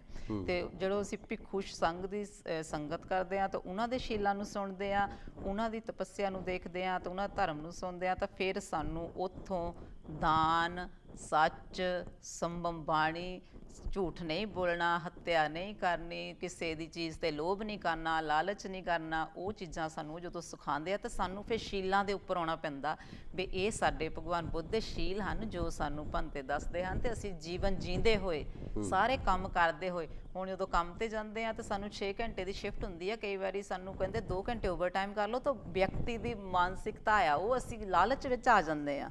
ਅਸੀਂ ਉਹ ਫਿਰ ਜਦੋਂ ਲਾਲਚ ਸਾਡੇ 'ਚ ਪੈਦਾ ਹੁੰਦਾ, ਪਰ ਉਹ ਅਸੀਂ ਲਾਲਚ ਸਾਡੇ ਲਈ ਜ਼ਰੂਰੀ ਵੀ ਹੋ ਜਾਂਦਾ ਕਰਕੇ ਸਾਡੇ ਜਿਹੜੇ ਕਈ ਵਾਰੀ ਅਸੀਂ ਚੰਗੇ ਕੰਮ ਲਈ ਕਰਦੇ ਆ, ਆਪਣੇ ਪਰਿਵਾਰ ਦੇ ਲੁੱਕ ਆਫਟਰ ਲਈ ਜਾਂ ਘਰ ਦੇ ਆਪਣੇ ਛੱਤ ਵੀ ਸਾਡੇ ਲਈ ਜ਼ਰੂਰੀ ਆ, ਪਰ ਉਹਦਾ ਇਹ ਗਲਤ ਨਹੀਂ ਅਸੀਂ ਲੈ ਸਕਦੇ ਕਿ ਅਸੀਂ ਲਾਲਚ ਕੀਤਾ, ਅਸੀਂ ਚੰਗੇ ਲਈ ਲਾਲਚ ਕੀਤਾ। ਇਹ ਸਾਡੇ ਜਿਹੜੇ ਧਰਮ ਬੰਧੂ ਆ, ਧਰਮ ਸ਼ਿਕਸ਼ਕ ਆ, ਉਹ ਸਾਨੂੰ ਕਹਿੰਦੇ ਤੁਹਾਨੂੰ ਕੰਮ ਵੀ ਕਰਨਾ, ਕੰਮ ਕਰੋ, ਪੈਸਾ ਜੋੜਨਾ ਵੀ ਪੈਣਾ, ਖਰਚਣਾ ਵੀ ਪੈਣਾ। ਤੇ ਉਹਨਾਂ ਨੇ ਸਾਨੂੰ ਬਹੁਤ ਹੀ ਅੱਛੀ ਤਰ੍ਹਾਂ ਸਮਾਜਿਕ ਜਿਹੜੇ ਤਰੀਕੇ ਦੇ ਨਾਲ ਦੱਸਿਆ, ਤੇ ਸਾਨੂੰ ਜਿਹੜੇ ਸ਼ੀਲ ਆ ਉਹ ਸਾਡੇ ਲਈ ਮਦਦਗਾਰ ਹੁੰਦੇ ਆ, ਤੇ ਸ਼ੀਲਾਂ ਤੋਂ ਬਿਨਾਂ ਅਸੀਂ ਜਿਹੜਾ ਸਮਾਜਿਕ ਜੀਵਨ ਆ ਉਹ ਨਹੀਂ ਬਤੀਤ ਕਰ ਸਕਦੇ। ਤੇ ਜੇਕਰ ਸਮਾਜਿਕ ਵਿਵਸਥਾ ਨਹੀਂ ਹੋਊਗੀ, ਸਮਾਜਿਕ ਲੋਕ ਨਹੀਂ ਹੋਣਗੇ, ਤਾਂ ਭਿੱਖੂ ਸੰਘ ਜਿਹੜਾ ਹੈ ਉਹਨਾਂ ਨੂੰ ਕੌਣ ਦੇਖੇਗਾ, ਉਹਨਾਂ ਦੀ ਕੌਣ ਲੁੱਕ ਆਫਟਰ ਕਰੇਗਾ। ਭਿੱਖੂ ਸੰਘ ਜਿਹੜਾ ਹੈ ਉਹ ਇਹਨਾਂ ਦੀ ਬੈਲੈਂਸ ਬਣਾਉਂਦਾ, ਉਹਨਾਂ ਨੂੰ ਉਹ ਸਾਨੂੰ ਰਸਤਾ ਦਿਖਾਉਂਦੇ ਹਨ ਸਹੀ ਸਮਾਜ ਬਣਾਉਣ ਦਾ। ਤੇ ਜਦੋਂ ਸਮਾਜ ਹੈ ਤੇ ਉਹਨਾਂ ਦਾ ਜਿਹੜਾ ਉਹ ਅੱਗੇ ਤੋਂ ਅੱਗੇ ਚੱਲਦੇ 2500 ਸਾਲਾਂ ਤੋਂ ਜਿਹੜੇ ਸਮਾਜ ਦੇ ਨਾਲ ਨਾਲ ਭਿੱਖੂ ਸੰਘ ਚੱਲਦਾ ਆ ਰਿਹਾ, ਤੇ ਉਹ ਆਪਣਾ ਜਿਹੜਾ ਸਾਨੂੰ ਸ਼ੀਲਾਂ ਦੇ ਰਾਹੀਂ ਧਰਮ ਸਮਝਾ ਰਹੇ ਆ। ਇਹਦਾ ਕੁਝ ਹਿੱਸਾ ਤਾਂ ਤੁਸੀਂ ਆਲਰੇਡੀ ਐਕਸਪਲੇਨ ਕਰ ਹੀ ਦਿੱਤਾ, ਕਿਉਂਕਿ ਮੇਰੇ ਮਾਈਂਡ 'ਚ ਇੱਕ ਇਹ ਸੀਗਾ ਕਿ ਮੈਂ ਇਹ ਜਾਣਨਾ ਚਾਹੁੰਦਾ ਸੀ ਕਿ ਸੰਘ ਦੀ ਜ਼ਰੂਰਤ ਕਿਉਂ ਪਈ ਆ। ਸੰਘ ਜਿਸ ਤਰ੍ਹਾਂ ਆਪਾਂ ਦੱਸਦੇ, ਸੰਘ ਤੋਂ ਬਿਨਾਂ ਜੋ ਹੈ ਅਸੀਂ ਧਰਮ ਨਹੀਂ ਸਮਝ ਸਕਦੇ ਜੀ। ਜਿਹੜਾ ਸਾਡਾ ਮਨ ਦੀਆਂ ਸਥਿਤੀਆਂ ਹੈ, ਜਿਸ ਤਰ੍ਹਾਂ ਤੁਹਾਨੂੰ ਮੈਂ ਦੱਸਿਆ ਕਿ ਅਸੀਂ ਵਿਅਕਤੀਗਤ ਜੀਵਨ ਦੇ ਵਿੱਚ ਸਾਡੇ ਨਾਲ ਬਹੁਤ ਚੀਜ਼ਾਂ ਦਾ ਜੋੜ ਮੇਲ ਹੈ, ਜਿਹੜਾ ਕਿ ਭਿੱਖੂ ਸੰਘ ਦੇ ਉਹਨਾਂ ਦੇ ਕੋਲ ਪਰਿਵਾਰਿਕ, ਜੋ ਕੁਛ ਭਿਕਸ਼ੂ ਹਨ ਜਿਨ੍ਹਾਂ ਦੇ ਨਾਲ ਪਰਿਵਾਰਿਕ ਹਨ, ਕੁਛ ਭਿਕਸ਼ੂ ਹਨ ਜੋ ਸਿਰਫ ਆਪਣੇ ਸ਼ੀਲਾਂ ਦੇ ਵਿੱਚ ਧਰਮ ਦਾ ਪ੍ਰਸਾਰ ਕਰ, ਪਰ ਅਸੀਂ ਜਿਹੜੇ ਆਮ ਵਿਅਕਤੀ ਹਾਂ, ਸਾਡਾ ਜਿਹੜਾ ਵਾਤਾਵਰਣ ਹੈ, ਸਾਡੇ ਬੱਚੇ ਹਨ, ਹਸਬੈਂਡ ਹੈ, ਵਾਈਫ, ਬਹੁਤ ਸਾਰਾ ਸਾਡੇ ਸਮਾਜ ਹੈ ਉਹਦੇ ਨਾਲ ਜੋੜ ਮੇਲ ਹੈਗਾ, ਤੇ ਸਾਡਾ ਜਿਹੜਾ ਮਨ ਆ, ਸਾਡੇ ਮਨ ਦੀਆਂ ਸਥਿਤੀਆਂ ਬਦਲਦੀਆਂ ਰਹਿੰਦੀਆਂ ਜੀ, ਤੇ ਉਹ ਸਥਿਰ ਨਹੀਂ ਰਹਿੰਦੀਆਂ। ਪਰ ਭਿੱਖੂ ਜਿਹੜੇ ਹਨ ਉਹਨਾਂ ਦਾ ਮਨ ਜਿਹੜਾ ਹੈ ਜੋ ਉਹ ਸਥਿਰ ਹੋ ਸਕਦਾ ਜੀ, ਤੇ ਉਹਨਾਂ ਦਾ ਜਿਹੜਾ ਮਨ ਸਥਿਰ ਮਨ ਹੈ ਉਹ ਸਾਨੂੰ ਆਪਣੇ ਮਨ ਤੇ ਕਾਬੂ ਕਰਨ ਦੇ ਲਈ ਸਾਨੂੰ ਜਦੋਂ ਤੱਕ ਅਸੀਂ ਉਹਨਾਂ ਦਾ ਸੰਗ ਨਹੀਂ ਕਰਦੇ ਤੇ ਅਸੀਂ ਉਹ ਚੀਜ਼ ਤੋਂ ਪਰੇ ਹੋ ਜਾਂਦੇ। ਇਸ ਕਰਕੇ ਦਿਨ ਦੀ ਜਿਹੜੀ ਸਾਡੀ ਸਾਰੀ ਜ਼ਿੰਦਗੀ ਦਾ ਸਾਡਾ ਚੱਲਦਾ ਰੂਟੀਨ, ਉਹ ਸਾਨੂੰ ਡਾਵਾਡੋਲ ਕਰ ਦਿੰਦੀ ਹੈ, ਸਾਨੂੰ ਥਕਾ ਦਿੰਦੀ ਹੈ, ਸਾਡੇ ਮਨ ਨੂੰ ਪਰੇਸ਼ਾਨ ਕਰ ਦਿੰਦੀ। ਸਾਡਾ ਦਿਮਾਗ ਜਿਹੜਾ ਮਨ ਦੇ ਉੱਪਰ ਕਾਬੂ ਪਾ ਲੈਂਦਾ। ਦਿਮਾਗ ਦੀਆਂ ਇੰਨੀਆਂ ਸੋਚਾਂ ਆ, ਇੰਨੀਆਂ ਇਹਦੀਆਂ ਚੀਜ਼ਾਂ ਪੜਾਅ ਬਣੇ ਹੋਏ ਆ, ਤੇ ਉਹ ਸਾਡੇ ਮਨ 'ਤੇ ਕੰਟਰੋਲ, ਤੇ ਸਾਡਾ ਮਨ ਭਾਵੁਕ ਹੋ ਜਾਂਦਾ, ਭਾਵਨਾਵਾਂ ਪੈਦਾ ਬਹੁਤ ਜ਼ਿਆਦਾ ਗਲਤ ਚੰਗੀਆਂ ਬਹੁਤ ਹੁੰਦੀਆਂ। ਉਹਨਾਂ ਸਾਰਿਆਂ ਨੂੰ ਕਾਬੂ ਦੇ ਵਿੱਚ ਰੱਖਣ ਦੇ ਲਈ, ਉਹਨਾਂ ਦੇ ਵਿੱਚ ਰਹਿ ਕੇ ਇੱਕ ਮਰਿਆਦਾ ਇੱਕ ਕਰਨ ਦੇ ਲਈ ਤੇ ਸਾਨੂੰ ਭਿੱਖੂ ਸੰਘ ਦੀ ਲੋੜ ਪੈਂਦੀ ਹੈ। ਤੇ ਉਹ ਸਾਨੂੰ ਉਸ ਧਰਮ ਦੇ ਉੱਪਰ ਉਹ ਜਿਹੜਾ ਸਾਡਾ ਮਨ ਦੀ ਖੁਰਾਕ ਵਾ, ਉਹ ਸਾਨੂੰ ਪ੍ਰੋਵਾਈਡ ਕਰਦੇ ਆ। ਤੇ ਉਹ ਸਾਨੂੰ ਉਹ ਧੰਮ, ਉਹ ਬਾਣੀ ਜਿਹੜੀ ਉਹਨਾਂ ਦੀ ਹੈ, ਉਹ ਬਾਣੀ ਜਿਹੜੀ ਸਾਡੇ ਉਹ ਮਨ ਦੀ ਰੂਹ ਬਣਦੀ, ਉਹ ਸਾਡਾ ਮਨ ਜਿਹੜਾ ਸ਼ਾਂਤ ਹੁੰਦਾ, ਮਨ ਨੂੰ ਸ਼ਾਂਤ ਕਰਨ ਦੇ ਲਈ ਜਿਹੜਾ ਉਹ ਇੱਕ ਬਹੁਤ ਵੱਡਾ ਰੋਲ ਅਦਾ ਕਰ ਰਹੇ ਆ। ਜਿਹੜੀ ਐਕਚੁਅਲੀ ਮੈਂ ਤੁਹਾਡੇ ਮੂੰਹ ਤੋਂ ਗੱਲ ਸੁਣਨੀ ਚਾਹੁੰਦਾ, ਐਕਸਪੈਕਟੇਸ਼ਨ ਜਿਹੜੀ ਮੇਰੀ ਸੀ ਕਿ ਕਿਉਂਕਿ ਜਿਹੜੇ ਭਿੱਖੂ ਆ, ਇਹ ਸਾਡੇ ਧੰਮ ਨੂੰ ਸਾਂਭ ਕੇ ਬੈਠੇ ਆ, ਜਿੰਨੀ ਵੀ ਜੋ ਵੀ ਤਥਾਗਤ ਬੁੱਧ ਦੀ ਸਿੱਖਿਆ ਆ, ਉਹ ਇਹਨਾਂ ਨੇ ਸਾਂਭ ਕੇ ਰੱਖੀ ਆ। ਉਹ ਸਿੱਖਿਆ ਇਹਨਾਂ ਦੇ ਥਰੂ ਜਿਹੜੀ ਸਾਨੂੰ ਮਿਲਦੀ ਆ, ਉਹਦੇ ਬਾਰੇ ਤੁਸੀਂ। ਜਿਸ ਤਰ੍ਹਾਂ ਇਹਨਾਂ ਨੇ ਸਾਨੂੰ ਸ਼ੀਲ ਦੱਸਦੇ ਹਨ ਕਿ ਤੁਸੀਂ ਬੁੱਧਾ ਦੇ ਜਦੋਂ ਵੀ ਸਾਨੂੰ ਭਿੱਖੂ ਸੰਘ ਸਾਨੂੰ ਇਹਨਾਂ ਦੇ ਬਾਣੀ ਦੱਸਦੇ ਆ ਬੁੱਧਾ ਦੇ ਵਿੱਚ ਵੀ ਉਹਨਾਂ ਨੇ ਸਾਨੂੰ ਕੀ ਕੀ ਜ਼ਿੰਮੇਵਾਰੀਆਂ ਦੱਸੀਆਂ ਹਨ। ਉਹ ਇੱਕ ਗ੍ਰਸਤੀ ਦੀਆਂ ਜ਼ਿੰਮੇਵਾਰੀਆਂ ਵੀ ਦੱਸਦੇ ਹਨ ਕਿ ਤੁਹਾਨੂੰ ਕਿਸ ਤਰ੍ਹਾਂ ਪਹਿਲਾਂ ਅਸੀਂ ਪੰਚਸ਼ੀਲ ਲੈਂਦੇ ਹਾਂ, ਫਿਰ ਅਸੀਂ ਮੈਡੀਟੇਸ਼ਨ ਵੀ ਕਰਦੇ ਹਾਂ, ਫਿਰ ਉਸ ਤੋਂ ਬਾਅਦ ਸਾਨੂੰ ਸਾਰੇ ਇੱਕ ਇੱਕ ਕਰਕੇ ਚੀਜ਼ਾਂ ਦੱਸਦੇ ਹਨ ਕਿ ਤੁਹਾਡੇ ਧਾਰਮਿਕ ਤੁਹਾਡੀਆਂ ਜਿਹੜੀਆਂ ਬਣਦੀਆਂ ਹਨ ਜ਼ਰੂਰ ਧਾਰਮਿਕ, ਜਦੋਂ ਤੁਸੀਂ ਚੀਜ਼ਾਂ ਕਰਨੀਆਂ, ਬੱਚੇ ਦਾ ਜਨਮ ਹੁੰਦਾ, ਮਰਨ ਹੁੰਦਾ, ਹੋਰ ਚੀਜ਼ਾਂ, ਉਹਦੇ 'ਤੇ ਅਸੀਂ ਸਾਰੇ ਧਾਰਮਿਕ ਪ੍ਰਵਿਰਤੀ ਦੇ ਨਾਲ ਜੋ ਵੀ ਸਾਡੇ ਬੁੱਧਾ ਦੇ ਨਾਲ ਉਹ ਅਸੀਂ ਕਰਦੇ ਹਾਂ। ਅਤੇ ਇਹ ਸਾਨੂੰ ਇਹ ਵੀ ਦੱਸਦਾ ਭਿੱਖੂ ਸੰਘ ਕਿ ਤੁਹਾਡੀਆਂ ਜਿਹੜਾ ਮਨ ਹੈ ਉਹ ਧੁਰਾ ਹੈ, ਉਹ ਸੈਂਟਰਲ ਬਿੰਦੂ ਆ ਤੁਹਾਡਾ। ਇਹ ਸਾਡੇ ਮਨ ਨੂੰ ਕੰਟਰੋਲ ਕਰਨਾ ਦੱਸਦੇ ਪਹਿਲੀ ਗੱਲ ਤਾਂ ਸਾਡੇ 'ਤੇ। ਫਿਰ ਸਾਡੀਆਂ ਜ਼ਿੰਮੇਵਾਰੀਆਂ ਦੱਸਦੇ ਆ ਕਿ ਅਸੀਂ ਕਿਹੜੀਆਂ ਜ਼ਿੰਮੇਵਾਰੀਆਂ ਨੂੰ ਪੂਰਾ ਕਰ, ਅਤੇ ਸਾਨੂੰ ਉਸ ਧਰਮ ਦਾ ਪੂਰੀ ਵਿਆਖਿਆ ਦਿੰਦੇ ਆ। ਅਤੇ ਸਾਨੂੰ ਇਹ ਜਿਹੜੇ ਕਰਮ ਆ, ਰੱਬ ਆ, ਜਿਹੜੇ ਅੰਧ ਵਿਸ਼ਵਾਸ ਉਹਨਾਂ ਤੋਂ ਪਰੇ ਰੱਖ ਕੇ ਸਾਨੂੰ ਸੱਚਾਈ ਇੱਕ ਪ੍ਰਗਟ ਕਰਦੇ। ਜਿਸ ਤਰ੍ਹਾਂ ਸਾਡਾ ਮਨ ਆ ਉਹ ਸਾਨੂੰ ਭਾਵਨਾਵਾਂ ਦਿਖਾਉਂਦਾ, ਜਿਹੜਾ ਸਾਡਾ ਬ੍ਰੇਨ ਵਾ, ਤੁਸੀਂ ਇਹ ਦੇਖੋ ਸਾਡੇ ਬ੍ਰੇਨ ਦਾ ਅਸੀਂ ਸਿਰਫ 2-3% ਹਿੱਸਾ ਹੀ ਯੂਜ਼ ਕਰਦੇ ਸਾਰੀ ਜ਼ਿੰਦਗੀ ਦੇ ਵਿੱਚ, ਤਾਂ ਉਹਦੇ ਵਿੱਚ ਪਤਾ ਨਹੀਂ ਕਿੰਨਾ ਕੁਛ ਹੈਗਾ। ਤੇ ਇਹ ਜਿਹੜੇ ਭਿਕਸ਼ੂ ਸੰਘ, ਇਹਨਾਂ ਦਾ ਜਿਹੜਾ ਬ੍ਰੇਨ ਆ ਇਹ ਓਪਨ ਹੋ ਜਾਂਦਾ ਜਦੋਂ ਅਸੀਂ ਕਹਿੰਦੇ ਇਹਨਾਂ ਨੂੰ ਗਿਆਨ ਹੋ ਗਿਆ। ਤੇ ਇਹਨਾਂ ਦਾ ਜਿਹੜਾ ਮਨ ਦੇ ਵਿੱਚ ਸਾਰੀਆਂ ਚੀਜ਼ਾਂ ਆ ਉਹ ਜਦੋਂ ਇਹਨਾਂ ਨੂੰ ਦਿਖ ਜਾਂਦੀਆਂ ਤੇ ਇਹ ਸਾਨੂੰ ਦੱਸਦੇ ਆ ਉਹਨੂੰ। ਤੇ ਸਾਨੂੰ ਇਹ ਸੰਘ ਦੀ ਜਿਹੜੀ ਜ਼ਰੂਰਤ ਜਿਹੜੀ ਬਹੁਤ ਜ਼ਿਆਦਾ ਹੈਗੀ, ਤੇ ਸਾਡੇ ਲਈ ਬਹੁਤ ਮਹੱਤਵਪੂਰਨ ਜਿਹੜਾ ਰੋਲ ਪਲੇ ਕਰਦੇ ਆ। ਸਾਨੂੰ ਦੱਸਦੇ ਆ ਕਿ ਦਾਨ ਦਾ ਮਹੱਤਵ ਕੀ ਹੈ, ਕਮਾਈ ਦਾ ਮਹੱਤਵ ਕੀ ਹੈ, ਪੁੰਨ ਦਾ ਕੀ ਹੈ, ਦਾਨ ਸਾਰੀਆਂ ਚੀਜ਼ਾਂ ਦਾ ਸਾਨੂੰ ਦੱਸਦੇ ਕਿ ਇਹ ਕਿਉਂ ਹਨ ਤੇ ਇਹਨਾਂ ਦਾ ਕੀ ਮਹੱਤਵ ਹੈ ਤੇ ਕਿਉਂ ਅਸੀਂ ਕਰਨੀਆਂ ਹਨ। ਥੈਂਕ ਯੂ ਰੇਖਾ ਜੀ, ਤੁਹਾਡਾ ਬਹੁਤ ਬਹੁਤ ਧੰਨਵਾਦ। ਜਿਸ ਤਰ੍ਹਾਂ ਕਿ ਮੈਂ ਪਹਿਲਾਂ ਵੀ ਦੱਸਿਆ ਸੀਗਾ ਕਿ ਅਸੀਂ ਆ ਸਾਰਾ ਮਈ ਦਾ ਮਹੀਨਾ ਜੋ ਹੈ ਇਹ ਤਥਾਗਤ ਬੁੱਧ, ਉਹਨਾਂ ਦੀ ਜੀਵਨੀ ਅਤੇ ਉਹਨਾਂ ਦੇ ਧੰਮ ਦੇ ਉੱਤੇ ਹੀ ਚਰਚਾ ਕਰਾਂਗੇ। ਅੱਜ ਦਾ ਜਿਹੜਾ ਅਗਲਾ ਪ੍ਰੋਗਰਾਮ ਹੈ ਉਹਦੇ ਵਿੱਚ ਦੇਵਲਾਲ ਸੁਮਨ ਜੀ ਹੁਣਾਂ ਦੇ ਨਾਲ ਮੈਂ ਜੋ ਪਿਛਲੀ ਚੱਲ ਰਿਹਾ ਸਾਡਾ ਉਸ ਨੂੰ ਅੱਗੇ ਤੋਰਾਂਗਾ। ਅੱਜ ਦਾ ਵਕਤ ਜਿਹੜਾ ਉਹ ਖਤਮ ਹੋ ਗਿਆ। ਨਮੋ ਬੁੱਧਾ, ਜੈ ਭੀਮ, ਜੈ ਭਾਰਤ।